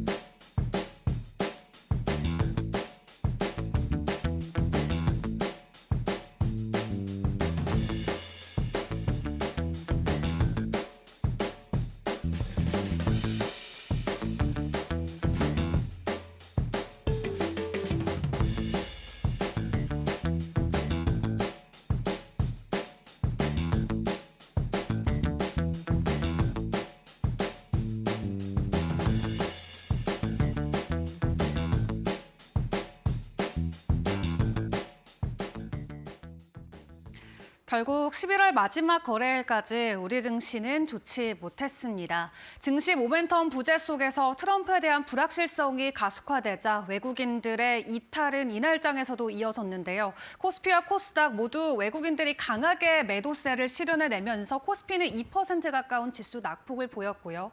코스피 같은 경우는 2%의 낙폭을 보였고 코스닥 같은 경우는 2.3%가 넘는 하락세를 이어가기도 했습니다. 지난주 한은이 깜짝 금리 인하 발표를 했음에도 불구하고 증시는 크게 화답하지 않은 채 지난 한 주를 마무리를 지었고 특히 대형주 위주의 반도체, 방산주들의 부진이 시장에는 큰 부담으로 작용이 되기도 했습니다. 다만 이번 주를 놓고 시장에서는 추가적인 코스피의 하락보다는 어느 정도 박스권이 예상된다라는 전문가들의 예상치가 많이 나오고 있고요. 또 미국 쪽에서 주요 경제 지표들이 대거 발표되는 만큼 지표들 확인하면서 시장 대응하자라는 코멘트들이 나오고 있는 상황입니다. 일단 외국인과 기관 이날장에서의 매수 흐름들을 확인을 해보면 네카오 기술주들을 대거 매수한 것을 확인을 해볼 수가 있었습니다. 특히 네이버 같은 경우는 지난 한 달 동안 순매수 상위 종목에 지속적으로 이름을 올리고 있는데요. 주가 같은 경우도 지난 한 달 20%가 넘는 상승 흐름을 보여왔고요. 금리 인하 사이클과 맞물려서 또 AI에 대한 기대감이 현재 네이버의 주가를 계속해서 끌어올리고 있는 모습인데 네이버와 카카오에 대한 기대감보다도 외국인과 기관들도 우리 시장에서 딱히 살만한 종목이 없다라는 평가 때문에 지속적으로 기술주 위주의 이 수급을 보여주는 게 아닌가라는 평가도 나오고 있습니다. 일단 이날장에서도 동일하게 네카오를 향한 매수 흐름이 이어졌던 하루였고요. 코스닥에서는 기관과 외국인이 모두 JYP 엔터테인먼트를 가장 많이 매수한 종목으로 꼽기도 했습니다. 그리고 이날장에서 52주 신고가 종목 확인을 해보시면요. 대한항공 결국 아시아나와 기업 결합 최종적으로 승인이 났죠. 그럼에도 강한 반등 흐름을 보여주진 않았습니다만 지금까지 기대감으로 조금씩 계단식 상승을 계속 해왔던 만큼 이날장에서 1.9%의 오름폭을 보인 채 52주 신고가 그대로 돌파를 해줬고요. 지역 난방공사 같은 경우도 1.5%대 상승 흐름을 보이면서 52주 신고가 랠리에 함께 동참하기도 했습니다. 그럼 섹터와 이슈단에서의 흐름은 어떠했을까요? 같이 확인을 해보시죠. 여전히 AI 쪽은 강력합니다. 시총 상위 종목들이 모두 하락을 한 가운데 테마성 안에서의 자금 흐름은 이어졌던 하루였는데요. 삼성전자도 AI 인재들을 대거 승진시켰다라는 소식이 최근 AI 소프트웨어 관련주들의 주가 상승을 끌어올린 데 힘을 보태주기도 했습니다. 이날장에서 자람테크놀로지가 20% 가까운 상승을 보였고요. 이스테이드 지난주에 상한가부터 20% 넘는 급등 흐름을 이어왔는데 지난주 금요일도 8% 추가 상승한 채 마무리를 지었습니다. 그리고 스페이스 X 관련주들도 급등 흐름이 나왔죠. 미국에서 일론 머스크의 스페이스 X가 이동통신 서비스 사업에 승인을 받았다, 조건부 승인을 받았다라는 소식이 전해졌습니다. 이에 스페이스 X의 지분을 가지고 있는 아주 IB 투자라던가 스페이스 X에 직접적으로 여러 가지 기술이나 또 제품들을 함께 조달하고 있는 LK사면 같은 경우도 함께 상승 흐름에 몸을 담았고요. 워낙 트럼프 최측근에 있는 일론 머스크다 보니까 앞으로 머스크 관련주들 우리가 계속해서 집중해야 된다라는 코멘트들도 나오고 있어서 스페이스 X의 직접적인 관련주들의 흐름, 지난주도 지속적인 상승 흐름을 보였지만 지난주 금요일에는 더욱더 강한 상승으로 화답을 하는 모습도 확인이 가능했습니다. 그리고 이날장에서 또 특이했던 이슈는 위생용품 관련주들이 되겠습니다. 깨끗한 나라가 이날장에서 상한가를 갔는데요. 중국에서 생리대 품질 이슈 파동이 나오면서 해외 제품 사재기에 대한 이 움직임이 나오고 있다라고 합니다. 실제 광고하고 있는 품질과 실제 그 제품에 대한 품질이 다른 게 적발이 되면서 현재 중국에서는 여성 위생용품 시장이 18조 원 정도로 연간 시장 규모가 잡히고 있는데 이 제품을 오히려 해외에서 사야 된다라는 불매 운동이 일어나면서 이날장에서 국내 관련주들의 추가적인 수혜가 나왔고요. 단기적인 이슈로만 대응을 해야 할지 조금 더 장기적으로 가져갈 수 있을지 일단 오늘장에서의 해당 움직임들도 같이 주목을 해보시는 게 중요할 것 같습니다.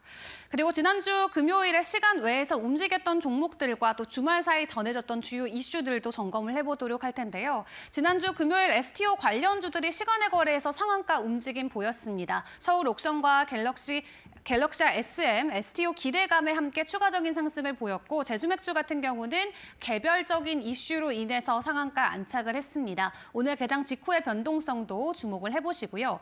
그 외에 함께 점검해볼 첫 번째 이슈는 가상자산 과세 유예가 되겠습니다. 금투세가 먼저 유예되고 난 이후에 그 뒤로의 표적이 가상자산이 됐었는데 야당에서는 계속적으로 반대 목소리를 냈었고 여당에서는 유예 없이 진행을 해야 된다라고 강력하게 어필을 해왔었죠.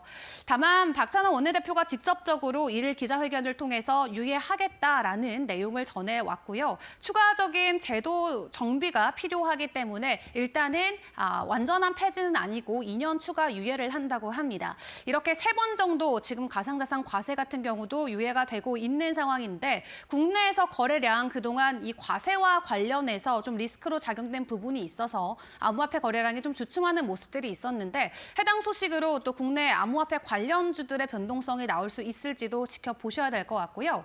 그리고 11월 수출입 데이터도 확인이 됐습니다.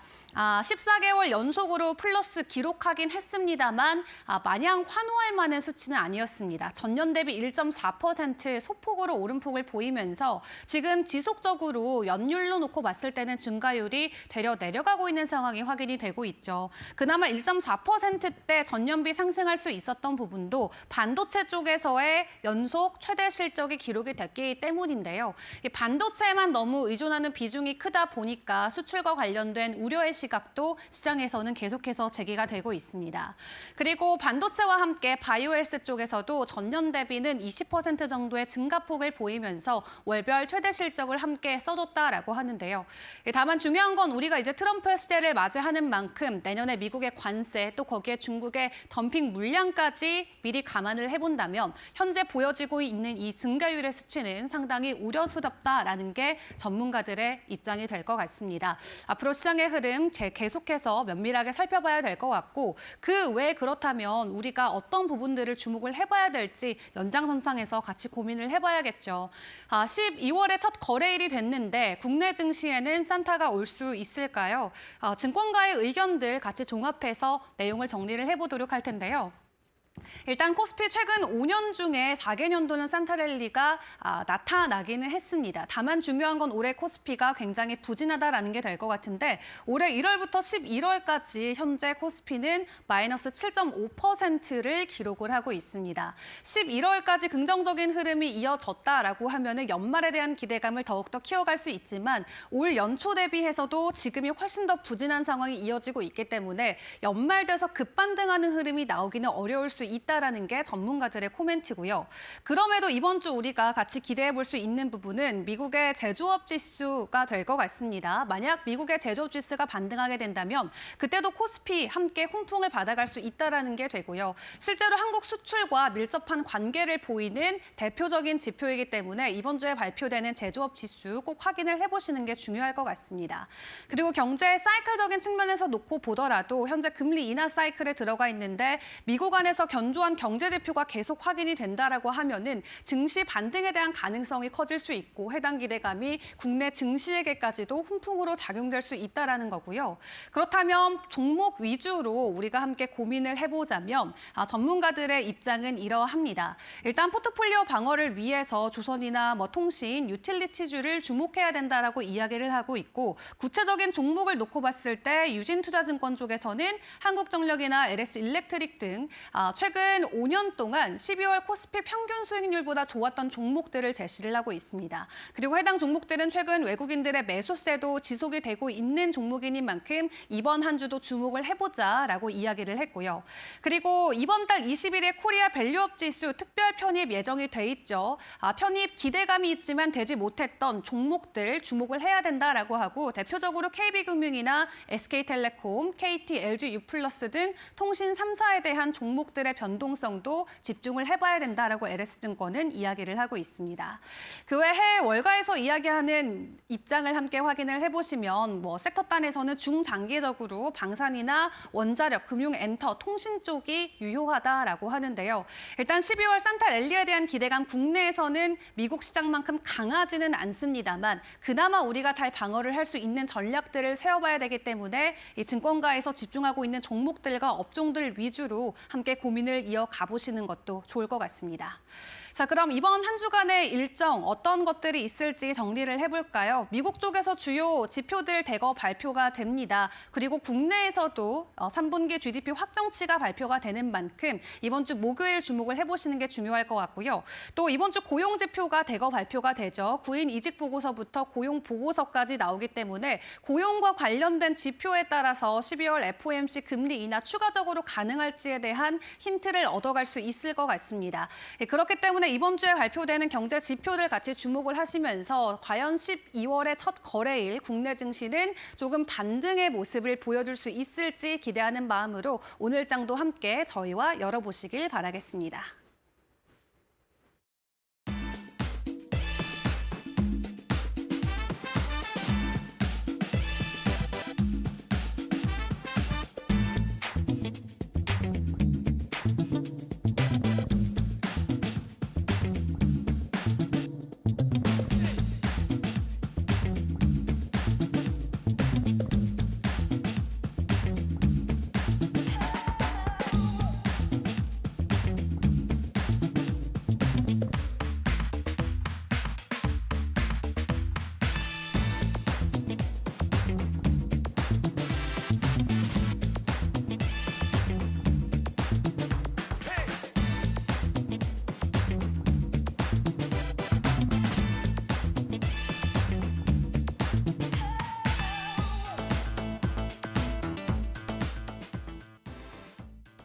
이번 주 뉴욕 증시는 어떻게 준비를 해야 할까요? 지난주 금요일장 마감 상황을 통해서 이번 주까지도 챙겨보도록 하겠습니다. 일단 지난주 금요일 3대 주요 지수 일제히 상승했습니다. 다우와 S&P 500 지수 각각 0.42%, 0.56% 강세를 보이면서 사상 최고치에서 마감을 했고요. 나스닥 지수도 0.83% 강세 흐름으로 마무리를 지었습니다. 이로써 11월 마지막 거래일 마무리를 짓는 뉴욕 증시였는데요. 11월 어떻게 보냈는지 한번 살펴보도록 하죠. 다우지수 7.5% 기록했고요. 나스닥, S&P 500 지수 각각 6% 그리고 5% 한 달 동안 올랐습니다. 그리고 중소형주 중심의 러셀 2000 지수 무려 10% 이상의 상승을 기록하면서 3대 주요 지수를 아웃퍼폼하는 모습을 보이기도 했죠. 11월 5일 미국의 대선 불확실성이 제거되고 나니까 시장이 강하게 상승하는 모습들 나타났고요. 그 가운데 여러 가지 기업 규제 완화라든가 법인세 감면 등의 그런 기대감을 안고 특히 중소형주가 날아가는 모습을 나타냈던 11월이었습니다. 국제 유가 금값은 서로 다른 방향으로 움직였는데요. WTI 1.05% 하락하는 모습이었고요. 금값은 달러 강세가 좀 주춤하고 계속되는 우크라이나 러시아 간의 지정학적 우려로 인해서 오르는 모습들 확인할 수가 있었습니다. 이렇게 일단 11월을 잘 마무리한 가운데 이제 우리의 시선은 12월로 향하게 되겠죠. 12월에는 산타 랠리가 있을까? 이 부분이 가장 궁금한데요. 있다라는 게 월가의 대부분의 의견인 것 같습니다. 일단 에버코어 ISI에서는요. 연말까지 상승할 여력이 남아있고 S&P 500 지수가 연말에는 6,300까지 갈 수 있다라는 낙관적인 시각 제시했습니다. 그리고 네드 데이비스 리서치에서도 11월까지 20% 이상 오르면 12월에도 상승한다라는 이야기를 했는데요. 이미 11월까지 S&P 500 지수 27%가량 오른 바 있습니다. 다만 조금의 주의는 필요하다라는 의견도 있긴 합니다. 금융시장이 변곡점에 다가오면 변동성이 커질 수 있는데 그 변곡점은 트럼프 당선인의 취임 날인 1월 20일 전에 올 수 있다라는 이야기를 했습니다. 그렇다면 이러한 의견들을 안고 계속해서 살펴보도록 하죠. 11월의 히트맵이 되겠습니다. 한 달 동안의 히트맵인데요. 정리를 해보면 반독점, 반도체, 바이오가 내렸다라고 정리해 볼 수 있을 것 같습니다. 반독점 이슈에 걸려있는 빅테크, 그중에서도 최근에 특히 이슈가 불거졌던 마이크로소프트 그리고 알파벳이 크게 하락하는 모습이었고요. 거기에다 메타까지도 3% 가까이 한 달 동안 내리는 모습이었습니다. 거기에 엔비디아도 여러 가지 대중 수출 관련 불확실성도 남아 있고요. 반도체주 지수도 기타 다른 종목들까지 일제히 다 하락하는 모습들, 인텔만 좀 살아남은 모습들 확인을 해볼 수가 있었네요. 그리고 바이오 제약주 사실 금리 인하 수혜주, 대표 수혜주로 거론되기도 하지만 11월에는 대체로 좀 부진한 모습이었습니다. 비만 체류제로 올해 초부터 훨훨 날아가던 일라이릴리가 11월에는 6%가량 하락하는 모습들 확인을 할 수가 있었습니다. 이렇게 11월 동향까지 확인을 해봤고요. 빅테크 금요일장 이슈를 통해서 이번 주 한번 준비를 해보도록 하죠. 엔비디아 주말 사이에 2%가량 올랐는데 일단 미국이 이번 주에 발표할 것으로 예상이 되는 대중 반도체 수출 추가 제재안이 기존에 예상했던 것보다는 약할 것 같다라는 그런 이야기가 나와 있습니다. 이에 따라서 금요일장에서 엔비디아를 비롯한 반도체주 대체로 다 올랐고요. 특히 반도체 장비 제조 업체들이 강한 상승세 보였는데 이번 주에도 그 상승 흐름 이어갈 수 있을지 체크를 해보셔야겠고요. 마이크로소프트, FTC가 전 사업부에 걸친 반독점 조사를 개시했다라는 이슈로 금요일장 어떤 흐름을 나타낼지 주목을 받았었는데 일단 소폭 강세로 마감을 했고요. 웨드부 씨는 이미 마이크로소프트가 과거에도 반독점 조사를 이미 한 차례 겪은 바 있어서 어떻게 대응할지 잘 알고 있을 것이다라는 이야기도 했고 또 1월에 FTC 위원장이 교체가 되죠. 이런 교체가 되고 나면 반독점 이슈들 대체로 좀 잦아들 것이다라는 그런 낙관적인 시각을 제시했습니다. 이어서 테슬라 주말 사이에도 또 올랐습니다. 3.69% 강세를 기록하면서 시가총액 1조 달러대로 복귀하는 모습이었습니다.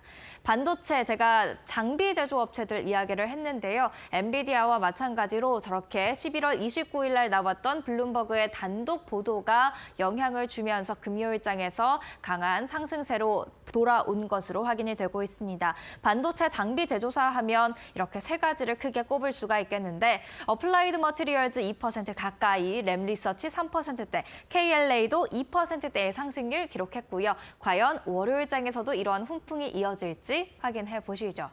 산타랠리에 대한 이야기도 점검을 해보고 가겠습니다. 시장 기대를 하고 있는데요. 말씀드렸듯이 에버코어 ISI 기술 전략가 연말까지 상승할 여력이 남아있고 S&P 500 지수가 연말에는 6,300까지 갈 수 있다라는 이야기를 했습니다. 6,300이라는 구체적인 수치를 제시했기 때문에 이 부분에 도달할지 여러분들 지켜보시면 좋을 것 같고요.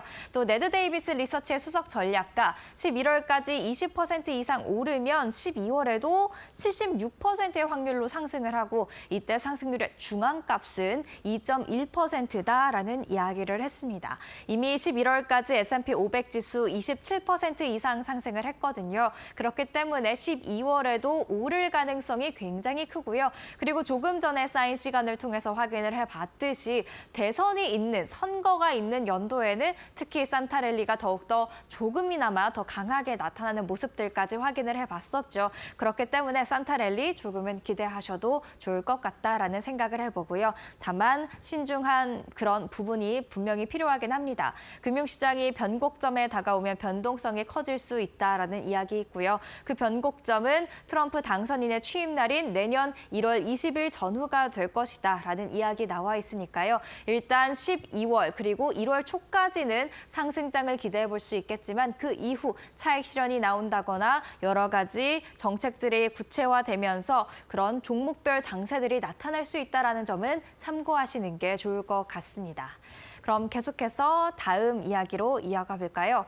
올해 이제 11월까지 다 지나갔고요. 한 달만을 남겨두고 있는데요. 올해 참 시장이 잘 달렸죠. 그렇기 때문에 수익난 종목들, 강한 수익난 종목들 특히 있었는데 이 종목들 이제 어떻게 할까 고민이실 것 같습니다. 그래서 한번 정리를 해봤는데요. 일단 비스트라 올해 수익률 무려 320%가 넘습니다. 그런데 평균 목표 주가까지 아직 조금이나마 2.6% 남아있다는 점 확인하실 수가 있겠고요. 월가의 투자 의견 매수가 되겠습니다.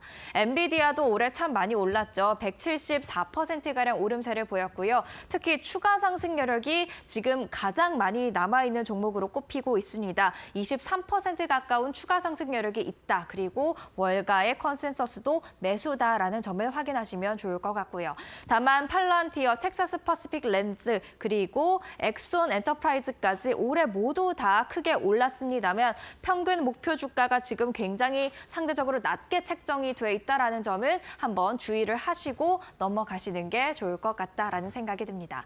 마지막으로 일정들 체크해 보도록 하겠습니다. 일단 이번 주 고용의 빅 위크가 되겠습니다. 고용 관련해서 중점적으로 살펴보셔야 될 텐데요. 제조업 PMI 월요일 날 나오고요. 그리고 연준 이사 연설 월요일에 예정이 돼 있습니다. 이어서 구인 이직 보고서 공개가 되겠고요. 4일에도 ADP 민간 고용 보고서 그리고 연준의 베이지북 경기 동향 보고서가 되겠죠. 나와 있습니다. 제롬 파월 미 연준 의장의 그런 이야기까지 또 들어볼 수 있는 날이기 때문에 4일 특히 주목을 하셔야겠고요.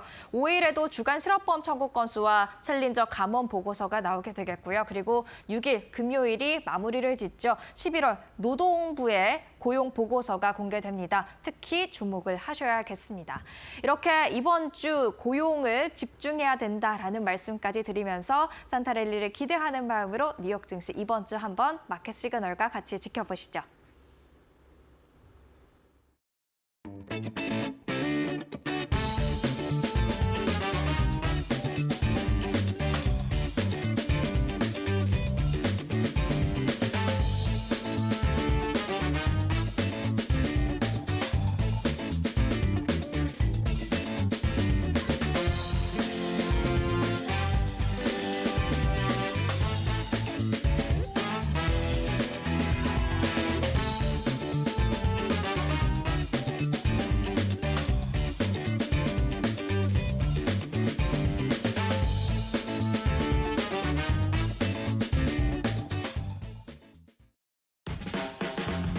네, 여러분 주말 잘 쉬셨습니까? 날씨가 조금 풀린 것 같습니다. 이제 12월 또 시작이 됐고요.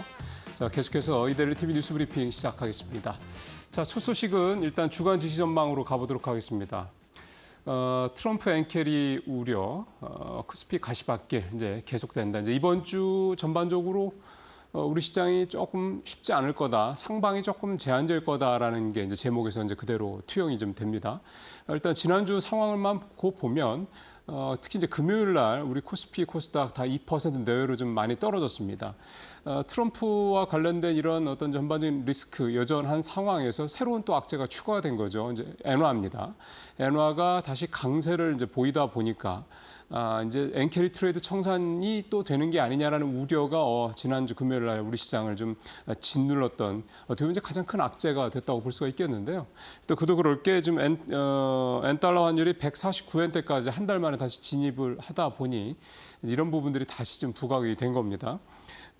바이든 정부가 또 대중 반도체 제재를 확대하겠다는 얘기가 좀 나왔는데 사실 이 내용보다도 이거는 예상했던 바고 범용 반도체를 이제 만드는 데죠. 중국의 창신 메모리 여기가 미국의 규제 대상에서 빠질 것이다라는 얘기가 나오다 보니까 아무래도 좀 이 범용 반도체에 이제 아무래도 제일 많이 좀 만들고 있는 삼성이 좀 부담이 좀 될 것이다. 그래서 삼성전자가 지난주 금요일 날 좀 많이 떨어졌습니다. 이런 부분들이 아무래도 지수를 또 끌어내는 이유가 됐다.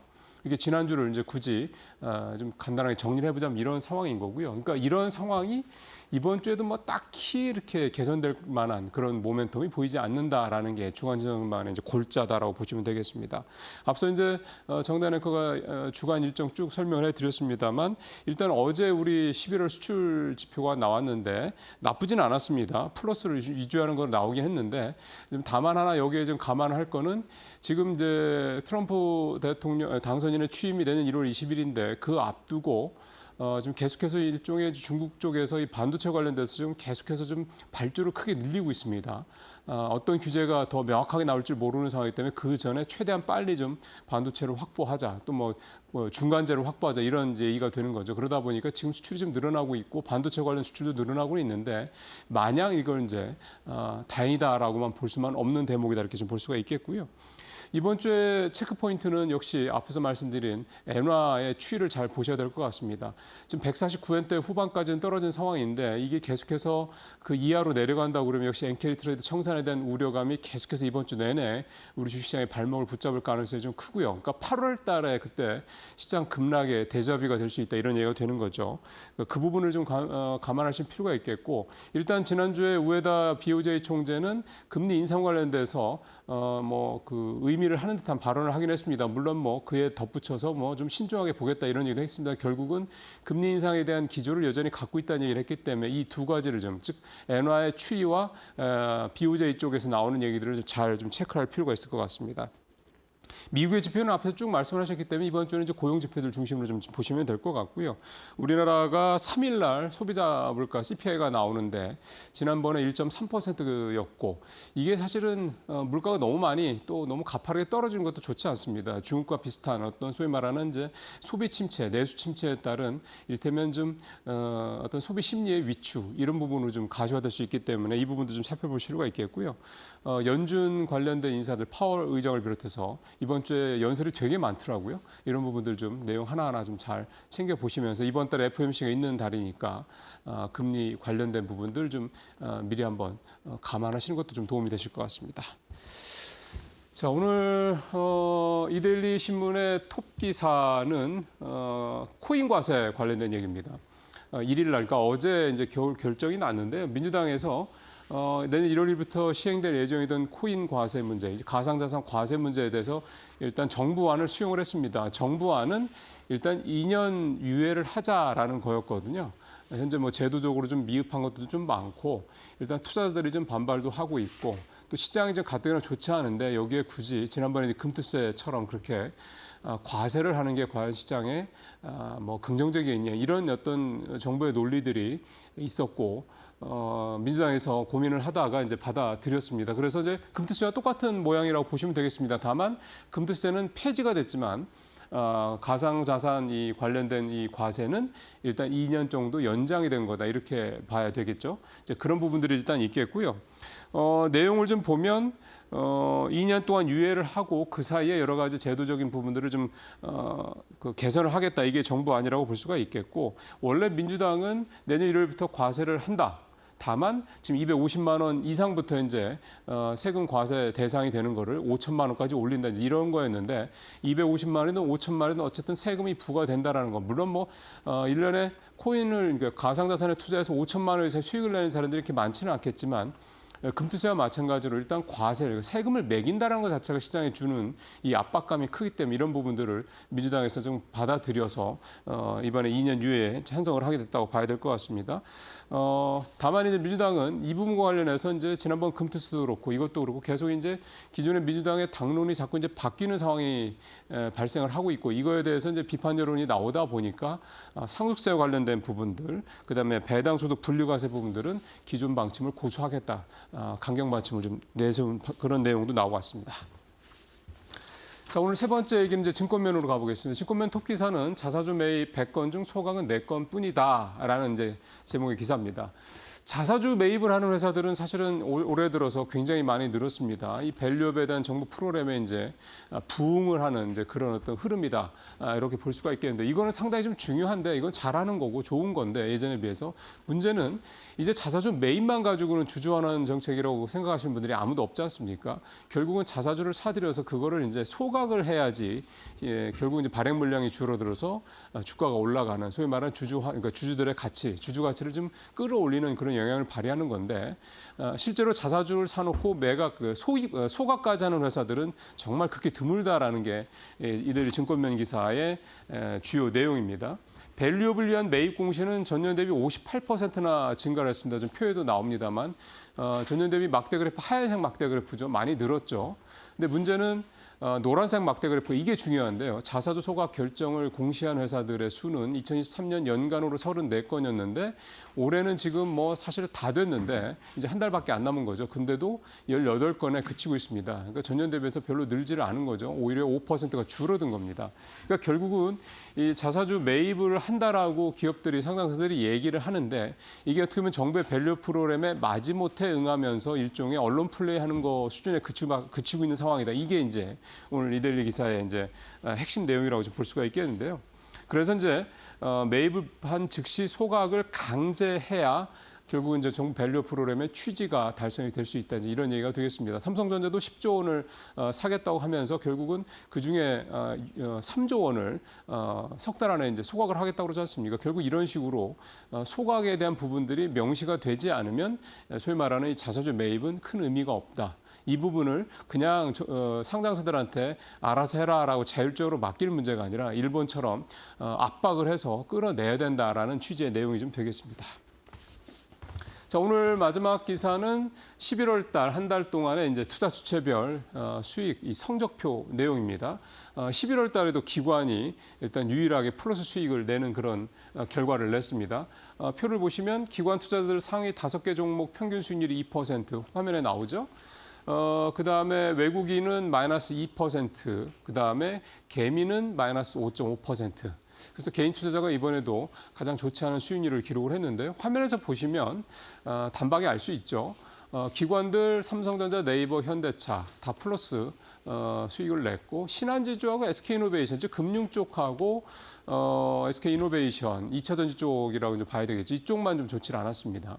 반면에 외국인은 네이버에서 수익이 크게 나왔고 그다음에 조선주인 삼성중공업, 그다음에 방산주에 들어간 한화시스템 이 세 종목의 수익이 괜찮았는데 문제는 이제 방산주 중에 대표적인 이 현대로템 이게 이제 20%가 넘게 급락을 한 게 아주 치명타를 먹였죠. 그다음에 효성중공업도 사내 그러니까 그룹 내 어떤 이슈 때문에 8% 넘게 떨어진 거. 효성중공업도 이제 전력 설비 쪽에서 이제 대표적으로 이제 대형 회사인데 주가가 이렇게 두 회사가 크게 떨어지면서 외국인은 여기서 이제 다 까먹은 셈이 됐습니다. 앞에 네이버, 삼성중공업, 한화시스템만 놓고 보면 기관보다도 수익률이 좋았는데 이 두 종목에서 이제 까먹은 셈이 됐고, 자 개인들 한번 보시죠. 삼성전자, SDI, 하이닉스, 하나오션, 알테오전 이런 순인데 일단 삼성전자, SDI에서 다 마이너스고 알테오전에서 아주 큰 폭의 수익률이 좀 하락하는 그런 모습이 나타났습니다. 한화오션도 조선주지만 역시 7% 하락을 한 모습을 보였고 하이닉스만 10% 수익을 내는 그런 모습을 보였습니다. 그러니까 전체적으로 반도체 관련된 2차 전지 관련된 회사, 그다음에 바이오 쪽 이쪽에 이제 개인들이 많이 투자를 했는데 수익률이 좀 썩 좋지를 좀 않은 모습이 그대로 좀 화면에서 확인을 좀 해볼 수가 있겠습니다. 올 들어서 사실 보면 좀 거의 계속 저도 매달 이 투자 주체별 수익률 동향을 말씀을 좀 드리는데 어쨌든 개인들의 수익률은 계속해서 거의 마이너스다.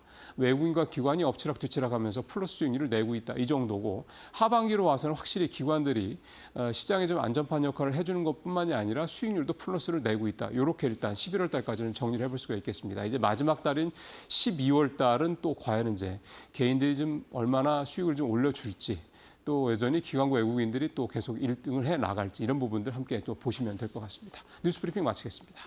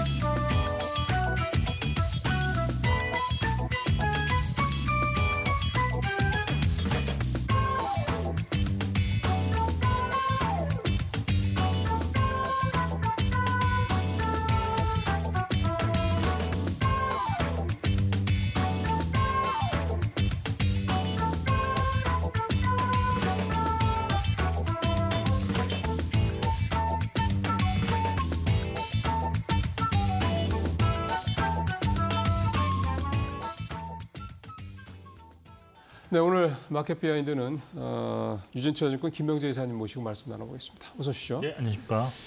자, 이제 12월입니다, 이사님. 네네. 오늘 12월에 또 첫날이고 네. 또 이사님 또 오셨으니까 12월 좀 전망을 좀 해보고 큰 그림을 한번 좀 그려보고 이제 세부적으로 들어가는 게 좋을 것 같습니다. 일단 미국은 산타렐에 대한 기대감이 뭐 굉장히 높은 것 같은데 지난주 금요일 날 뭐 네네. 반장밖에 앞섰는데도 불구하고 장이 그렇게 오른 거 보면 우리는 좀 미국이랑은 조금 입장이 좀 다르죠.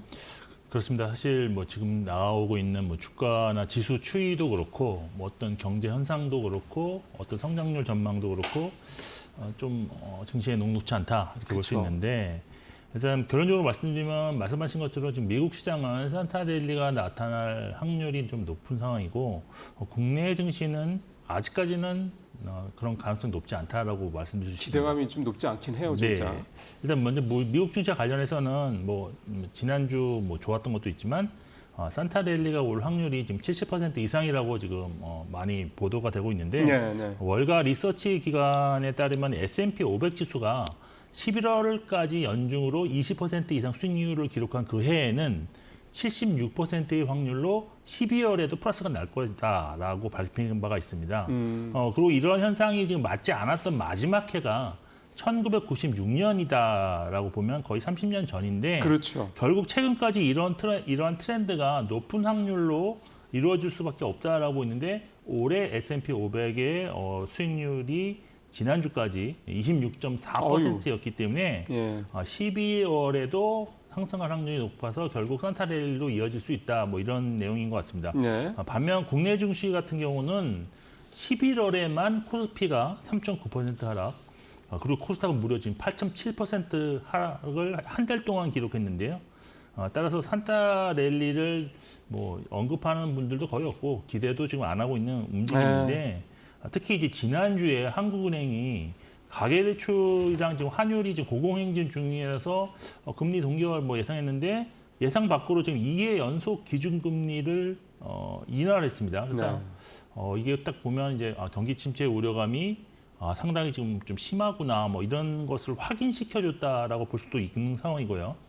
또 이제 미국의 트럼프 2기 시대의 어떤 미국 통상 정책이 다른 나라에 우호적이지 않을 것이라는 것을 예. 지속적으로 좀 확인시켜주고 있는데 결국 이런 것들이 이제 투자 심리의 위축이 지속적으로 좀 나타날 수도 있습니다. 특히 국내 이제 수출 관련 기업들이 저희 뭐 국내 대부분인 상황이다 보면 산타랠리 기대감이 없는 이유 중에 이것도 있다.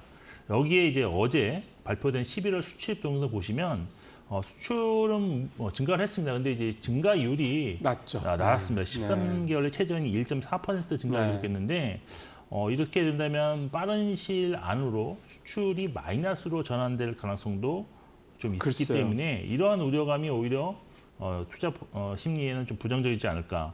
결국 12월 역시 증시 상승을 견인할 만한 재료가 아직까지는 발견하기 좀 쉽지 않다라고 볼 수 있어서 12월 전망은 뭐 아직까지는 조금 부정적으로 보고 있다라고 말씀드릴 수 있겠습니다. 예. 네.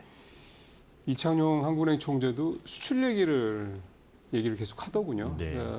그때 기자간담회 얘기를 좀 들어보면 이 9월부터 수출의 모양새가 한국은행에서 이제 판단할 때는 좀 찜찜하다. 그러니까 뭐 표현을 그렇게 하진 않았습니다. 좀 마음 좀 약간 좀 불안하다 이런 얘기를 하면서 사실은 그런 것들이 이제 말씀하신 한국은행의 기준금리를 2달 연속, 2회 연속 이렇게 인하를 했던 배경이 됐다 이렇게 얘기를 하고 있습니다. 말씀하신 대로 우리 이제 경제 펀더멘탈에 뭔가 조금 우려가 된다라는 부분들이 반영돼. 이게 이제 사실은 시장이 계속해서 요 며칠 지난주 특히 이제 압박을 계속 줬던 부분이었던 것 같습니다. 12월 달 이렇게 되면 그냥 한 달 쉬어야 되는 거 아닙니까? 어떻게 해야 됩니까? 사실 좀 매매 많이 하시는 분들은 지난달 말경 하순부터는 좀 이제 좀 쉬는 분위기가 좀 이미? 있었습니다. 그래요? 근데 사실 뭐 주요 펀드들의 이제 북클로징이 거의 마무리되었다라고 볼 수 있는 그런 시기인 만큼 수익을 추구하는 매매보다는 어떤 내년 투자 유망주를 발굴해서 뭐 저점이라고 생각되는 시기가 온다면 네네네. 좀 분할 매수를 시작하는 전략으로 대응하는 것이 좀 낫지 않겠느냐라고 저는 보고 있는데 예. 사실 현재 시장의 중심이 사실 하드웨어에서 좀 소프트웨어로 이동하는 모습이 확실히 나타나고 있는데 그렇죠. 최근에 보시면 반도체라든지 여기 또 방산도 뭐 그럴 수 있고 자동차 업종 약세 전환이 좀 확인되고 있는 상황이고 예. 또 수년간 뭐 상당히 안 좋았던 엔터라든지 게임 예. 뭐 이런 인터넷 업종 반등이 나타나는 것도 지금 확인하실 수가 있는 상황입니다. 예. 근데 이제 지금 최근에 반등하고 있는 업종이 사실 실적이 완전히 정상화되었다라고는 좀 보기 어려운데 그렇죠. 예. 따라서 최근 시장 흐름은 아직은 실적이 좀 부진하지만 성장은 확실한 고성장주가 강세로 전환 중이다라고 볼 수가 있는데 예. 사실 미국에서도 최근에 보시면 엔비디아라든지 TSMC 이런 AI 관련해서 투자 위주의 어떤 종목들은 좀 주춤했는데 반대로 팔란티어, 엘러빈, 테슬라 같이 AI를 좀 활용하는 그런 종목들의 주가는 좀 급등하고 있는데 결국 이런 면에서는 하드웨어에서 소프트웨어 중심으로 무게 중심이 미국도 이동하고 있다라고 볼 수 있습니다. 국내 증시에서도 사실 AI 활용하는 그런 종목들의 상대적 강세가 상당히 좀 눈에 띄고 있는데요. 그 중에 이제 뭐 대형주로는 네이버가 상당히 좋은데 AI를 활용하는 예. 그런 거를 접목시켰다고 지난 컨퍼런스에서 발표한 이후에 상당히 주가 흐름이 좋습니다. 그다음에 카카오도 지난주에 보니까 좀 예. 반등하더라고요. 카카오도 예. 좋은데 그거는 이제 나중에 제가 말씀드리려고 예, 했는데 AI를 좀 활용한 의료 진단 솔루션 종목이 루닛도 그렇고요. 예, 그렇죠. 예. 또 AI 솔루션 제공 업체들이라고 저희가 많이 알고 있는 뭐 엠노라든지 솔트룩스, 코난 테크놀로지가 이런 강세가 나타나는 것도 결국 미국 시장 흐름과 같이 이제 궤를 같이 한다라고 볼 수 있습니다. 사실 이러한 흐름이 내년에도 좀 이어질 수 있다고 볼 수 있어서 내년 유망 업종은 결국 소프트웨어라든지 우주, 항공, 자율주행, 뭐 통신, 바이오, 원전이라고 할 수 있는데 여기서 이제 트럼프 2기 시대에 일론 머스크의 큰 그림은 역시 어떤 규제 완화 쪽으로 좀 이거 정책을 좀 할 수가 있는 상황이기 때문에 여기서 이제 혜택을 받을 수 있는 것이 우주하고 자율주행인데 예. 이런 종목들은 의외로 좀 큰 수익률이 내년에 날 수 있다는 점도 좀 참고하시면 좋을 것 같고 그리고 이제 마지막으로 이제 12월은 계절적 관점에서 볼 때는 배당주 매매를 좀 고려하실 그렇죠. 필요가 있다라고 네. 보이는데 특히 올해부터 이제 금리 인하가 시작되는 시기인 만큼 단기로도 그렇고 장기로도 그렇고 상당히 배당주에 대해서는 좋은 모멘텀이 될 수 있는 재료들이 많다라고 보시면 될 것 같습니다. 금리 인하랑 배당주랑 관계를 어떻게 좀 우리가 이해하면 됩니까? 사실 금리 인하 시기에는 이제 예금에 대한 그런 니즈가 적어지겠죠. 적어지죠. 네, 그렇게 되면 결국 그동안 배당은 사실 꾸준하게 주었던 종목들이 갑자기 금리가 인하한다고 해서 배당을 낮추지는 않는 상황이거든요. 그러니까 고배당주에 대한 그런 뭐 안정적인 수익을 추구하시는 그런 투자자라면 배당주에 대한 선호가 상당히 높아질 수 있는 그런 수 있는 구간으로 진입하는 그런 계기가 될 수 좀 있습니다. 보수적인 투자 전략을 갖고 계신 그렇죠. 분들한테는 뭐 장기적으로 뭐 예. 10년 뭐 이렇게 보시는 분들은 꼬박꼬박 배당으로만 이제 포트폴리오를 구성하시는 분들이 많은데 특히 이제 그 안에 포트폴리오 안에 예적금이 있었다면 요거를 약간 배당으로 네. 전환시킬 수 있는 그런 수요가 좀 창출될 수 있다라고 보시면 될 것 같습니다. 기본적으로 금리 인하를 하면 위험 자산에 대한 니즈가 커지는 건 맞고 네, 근데 요즘 같은 시장 상황에서 말씀 쭉 앞에서 해주셨습니다만 주식 대표적인 위험 자산인 주식에 투자하기는 좀 부담스러운데 그 주식 중에서도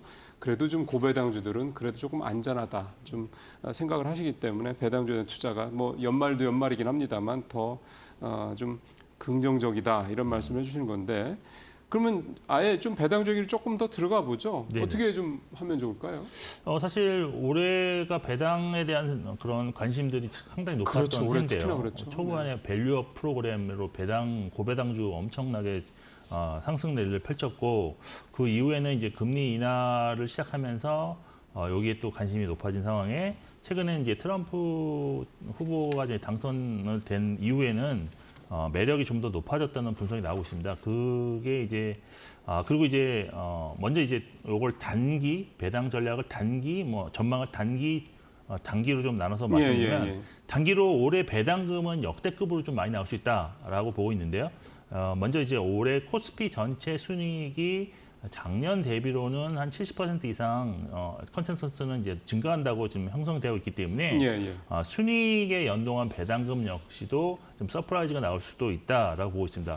실제로 지금 3분기까지 반기나 분기 배당을 지금 통해 지급된 금액이 지금 15조 한 7천억 원으로 좀 분석되고 있는데 최근 그 순이익이 크게 나타났었던 해가 2021년인데 그때가 이제 3분기 말까지 10조 8천억 원의 지급했던 거에 비하면 올해는 지금 거의 한 44.8%를 추가 금액이 지출됐는데 이게 올해 전체 배당금 금액도 이에 준하는 수준으로 증가할 가능성이 높다는 점, 배당 투자 매력을 높이는 포인트가 될 수 있습니다. 그리고 장기적으로 보면 내년까지 이제 배당주가 다른 주식 대비 상대적으로 주가 퍼포먼스가 좋을 수도 있다라고 있는 주장이 있는데요. 왜 그러죠? 예, 근데 이제 일단 첫 번째가 이제 트럼프 2기 시대에 보호무역주의로 인해서 사실 이게 사실 미국만 좋아질 것 같지만 사실 미국도 나빠집니다. 왜 그러냐면 미국의 어떤 제조업이 글로벌에 상대로 하는 그 제조업이 나빠짐으로 인해서 미국도 경기 둔화의 가능성이 좀 있습니다. 그러면 그 결국 증시도 좋을 것 같지만 하락할 수 있는 그런으로 연결될 수 있는데 이 경우에는 결국 성장주의 약세가 나타나면서 방어주라든지 아니면 배당주에 대한 상대적 강세가 나타날 수 있다라는 점이 첫 번째 포인트고요. 예. 두 번째 포인트는 뭐냐면 사실 올해 아까 서두에서 잠깐 말씀드렸지만 이제 70% 이상 순이익을 코스피가 이제 기록할 것으로 이제 예상되는데 그렇지만 코스피 이익 성장률은 내년에는 20% 미만으로 낮아질 것으로 좀 보고 있는 습니다. 아, 이익은. 예, 네. 그래서 성장률이 이렇게 이익 성장률이 떨어지는 구간에서는 상대적으로 이제 배당주의 퍼포먼스가 좋았던 것이 과거에도 있었는데 그 해가 이제 2018년과 2022년도에 고배당주의 상대적 주가 강세가 나타나던 점도 내년 배당주 강세가 나타날 수 있는 어떤 주장의 좀 배경이다라고 보시면 되고 있습니다. 그리고 지금 정책적인 측면에서도 정부가 지금 사실 배당소득 분리과세를 좀 추진하고 있는데 그렇죠. 야당도 아직은 반대하지만 그래도 긍정적인 검토를 해보겠다는 의지는 있는 것 같습니다. 그런데 현재 배당소득세가 금융소득이 연간 2천만 원을 초과하면 그렇죠. 예. 다른 소득과 합산해서 예. 이제 누진세율을 적용하게 돼서 그렇죠.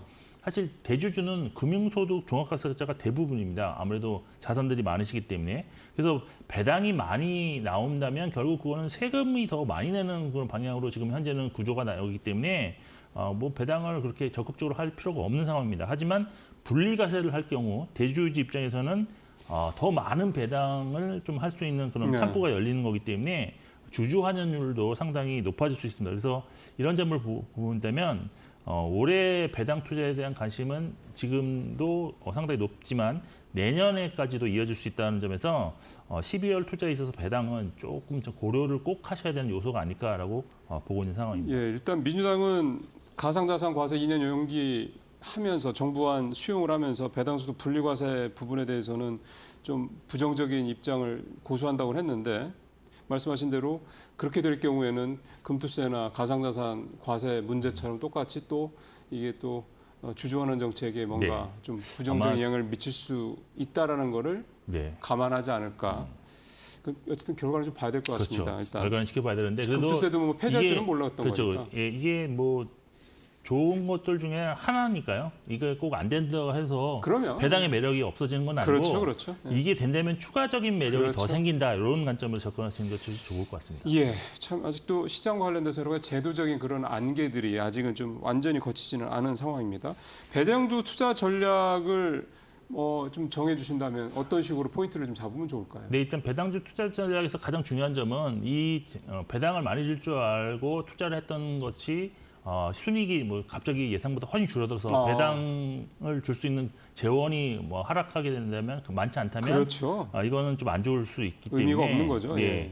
그리고 또 하나 이제 주가가 또 그 예상치 못하게 하락하는 경우도 사실 안 좋은 케이스인데 결국 그 이익의 변동성이 크지 않은 종목이거나 또는 내년 수익이 확실하게 크게 증가하는 구조적으로 증가하는 종목 중에서 고배당을 좀 주는 종목을 좀 선택을 하셔야 된다라고 볼 수 있겠고요. 예. 그리고 이제 매수 이후에는 주가가 많이 상승을 해서 기대 배당 수익률보다 더 높은 수익을 지금 실현할 수 있는 그런 기회가 온다면 저는 배당락 이전에도 차익 실현을 하는 그런 전략을 필요하다라고 볼 수 있겠고 그리고 이제 작년부터는 사실 이제 예전에는 이제 연말 딱 기말로만 이제 기준을 정해서 배당을 줬는데 작년부터는 원하는 기업에 한해서 확정된 배당가 회사가 정한 배당 기준을 사전에 이제 공시하게 돼 있습니다. 네. 그러니까 이와 관련해서 예상보다 배당이 더 많이 높은 배당금을 발표했던지 아니면 발표 당일 주가가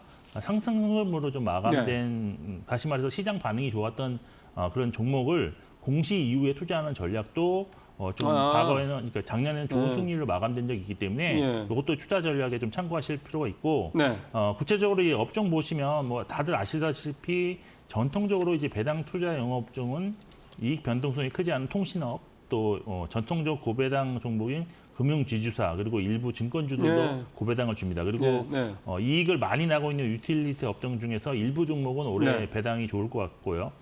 그리고 이제 내년 이익 성장이 매우 클 것으로 예상되는 종목들이 사실 주가의 바닥이 지금 주가가 좀 바닥권에 있는 종목들도 꽤 있습니다. 그래서 장기적인 관점에서 이런 종목들은 투자를 하시는 게 좋다라고 보고 있는데 그러한 종목들 중에서 개인적으로 관심 있게 보고 있는 종목이 있는데 이것이 이제 이마트라는 종목입니다.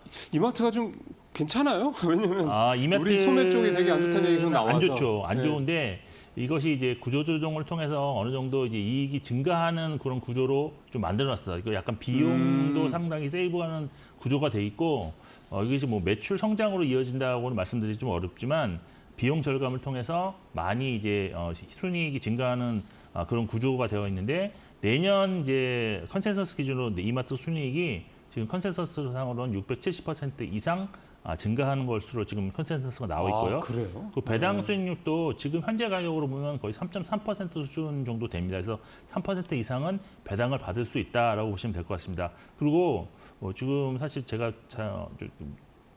종목의 어떤 매매 타이밍을 볼 때 중요하게 보이는 기술적 분석상으로도 지금 중기 우상향 전환이 확인된 상황이고 수급도 지금 기관과 외국이 동시에 계속 순매수하고 있기 때문에 장기적으로 보면 이마트도 나쁘지 않은 선택이 되지 않을까라고 그러게요. 보고 있습니다. 지금 차트로 보면 확실히 좀 이사님 말씀하신 대로 네. 고개를 좀 이렇게 바짝 들고 좀 우상향이 되는 지금 거의 정고점 직전인 거의 다 온 것 같은데 넘었는지쯤 제가 차트상으로 좀 분기별로는 실적은 그렇게 나쁘지는 않은 상황입니다. 현재로서는. 예. 사실 이제 이마트가 워낙 오랫동안 별로 네, 맞습니다. 안 좋았기 때문에 네네. 실적도 그렇고 근데 최근에 이제 기존에 있는 이마트 점포를 이제 스타필드 이렇게 전모 계산하는 방식으로 했던 데들이 뭐 되게 화제가 되면서 뭔가 좀 변화가 좀 나타나고 있지 않느냐 그런 얘기도 좀 나오고 있고 또 이제 이명희 이제 그 명예회장이 나눠놨잖아요. 이제 아들한테는 이마트, 딸한테는 백화점 쪽 이렇게. 그래서 이제 서로 이제 선의 경쟁을 하는 것도 좀 긍정적이 되지 않겠냐 이런 얘기도 좀 있긴 있는 것 같습니다. 좀 잘 참고하시길 바라겠습니다. 이제 시간이 한 3분, 2, 3분 남아서요. 마지막 투자 전략, 주간 증시 전망 이쪽을 좀 여쭤봐야 되겠는데 네. 앞서 일단 이번 주는 12월의 첫 주인데 뭐 이번 주 딱히 뭐 지난주보다 이렇게 뭔가 확 좋아지고 이럴 거는 별로 기대가 되지는 않아서요. 이번 주는 좀 조신하게 좀 가야 되겠습니까? 뭐 일단 지난 주 한 주가 너무 많이 하락한 네. 한 주일 수도 있기 때문에 사실 반등의 가능성은 항상 열어둬야 있지만 근데 이제 반등해도 2,500 이상으로 가면 항상 이제 요즘 좀 두드려 맞는 현상이 반복되고 있기 때문에 약간 중기 박스권, 단기 박스권, 2,400과 2,500 박스권 사이에서 딱 지금 중간에 있기 때문에 네네네. 뭐 어느 쪽으로 가든지 간에 결국은 중요한 거는 외국인이 매수를 순매수를 전환하는 모습이 나오면 아마 위로 갈 거고 그냥 매도를 지난주 후반처럼 이렇게 엄청난 매도를 한다면 상당히 좀 아래쪽으로도 갈 수도 있다라고 보실 수 있습니다. 근데 중요한 건 이제 외국인이 그러면 지수만 그렇게 핸들을 하는 게 아니라 종목들도 상당히 지금 핸들을 하고 있는 상황이기 때문에 외국인 순매수 중인 업종이 지금 보면 딱 나와 있습니다. 어디예요? 서비스업, 네이버가 들어간 서비스업, 네. 그다음에 운송, 그다음에 유틸리티, 통신 업종 이렇게 보시면 되는데 대부분 좀 안정적인 데들이에요. 네, 방어 업종이 많죠, 사실은. 네. 그리고 경기와 좀 크게 민감하지 않은 그렇죠. 종목들. 업황에 민감하지 네. 않은. 그 종목들로 보시면 이제 한 대표적으로 네이버라든지 대한항공, 한국가스공사, 그리고 SK텔레콤 예. 정도를 좀 보실 수 있는데 앞에서 배당 관련돼서 말씀했던 대로 접히는 것도 좀 있고요. 네네. 예. 그리고 사실 제가 2주 전에 이제 차트로 보면 네이버랑 뭐 카카오 아니라 그 컴투스를 그때 컴투스, 얘기를 예. 해드렸죠. 네. 대표적으로 그 코스피랑 코스닥의 한 종목씩 말씀드렸는데 그 관점에서 제가 어제 한번 또 돌려보니까 중기 추세가 전환 가능성이 높은 종목들이 보였습니다. 이게 카카오 그룹주랑 레인보우 로보틱스인데 카카오 그룹주는 정말 똑같습니다. 무슨 소리냐면 카카오를 포함해서 카카오페이라든지 카카오뱅크, 그다음에 뭐 카카오 게임즈까지 전부 똑같이 지금 그렇게 이제 우상향 전환을 하려는 시도가 나타나고 있는데 아마 여기서 조금만 좀 더 뒷받침된다면 이번 주 내로 전환을 할 수 있을 것 같으니까 네. 카카오 그룹주도 이제는 좀 네이버와 함께 관심 종목군으로 좀 편입을 좀 하실 필요가 있지 않나라고 개인적으로 판단을 하고 있습니다. 예, 지금 제가 카카오 그룹이라고 강조해서 말씀을 하셔서 네. 카카오 중에 이제 우리가 이제 카카오는 보통 많이들 거론이 되는데 네네. 카카오 게임즈라는 회사 아까 이제 게임즈 소프트웨어 관련해서 이제 매기가 이동된다고 그래서 말씀을 해서 좀 보니까 네. 15,000원까지 11월 15일 날 지난달 중순에 떨어졌다가 지금 18,000원대까지 진짜 V자 반등을 하고 있네요. 정고점이 19,000원이니까 한 1,000원 정도만 더 올라가면 전고점 돌파하면서 이제 어떻게 보면 말씀하신 대로 좀 네, 추세선을 할 수 있겠다. 예, 뭐 이런 이게 부분이 좀 전반적으로 되겠습니다. 다 같이 움직인다는 그러니까요. 게 일단 좀 특이했던 그런 특징이 있다라고 보시면 될 것 같습니다. 예, 이번 주에는 이제 카카오도 한번 좀 보시면 어떠실까 싶은 생각이 듭니다. 네, 김 이사님 말씀 마무리하겠습니다. 수고하셨습니다. 네. 네, 12월 시작이 됐습니다. 아직은 좀 분위기가 좀 무겁다라는 전망들이 많긴 하죠. 근데 시장은 사실은 모릅니다. 뚜껑을 열어봐야 되는 거고 뭔가 또 우리의 마음을 좀 한결 덜어줄 그런 또 재료들, 모멘텀이 나올 수도 있다라는 희망을 가지고 이번 한 달 시장 잘 마무리하시길 바라겠습니다. 잠시 후에 마켓너 1부에서 뵙겠습니다.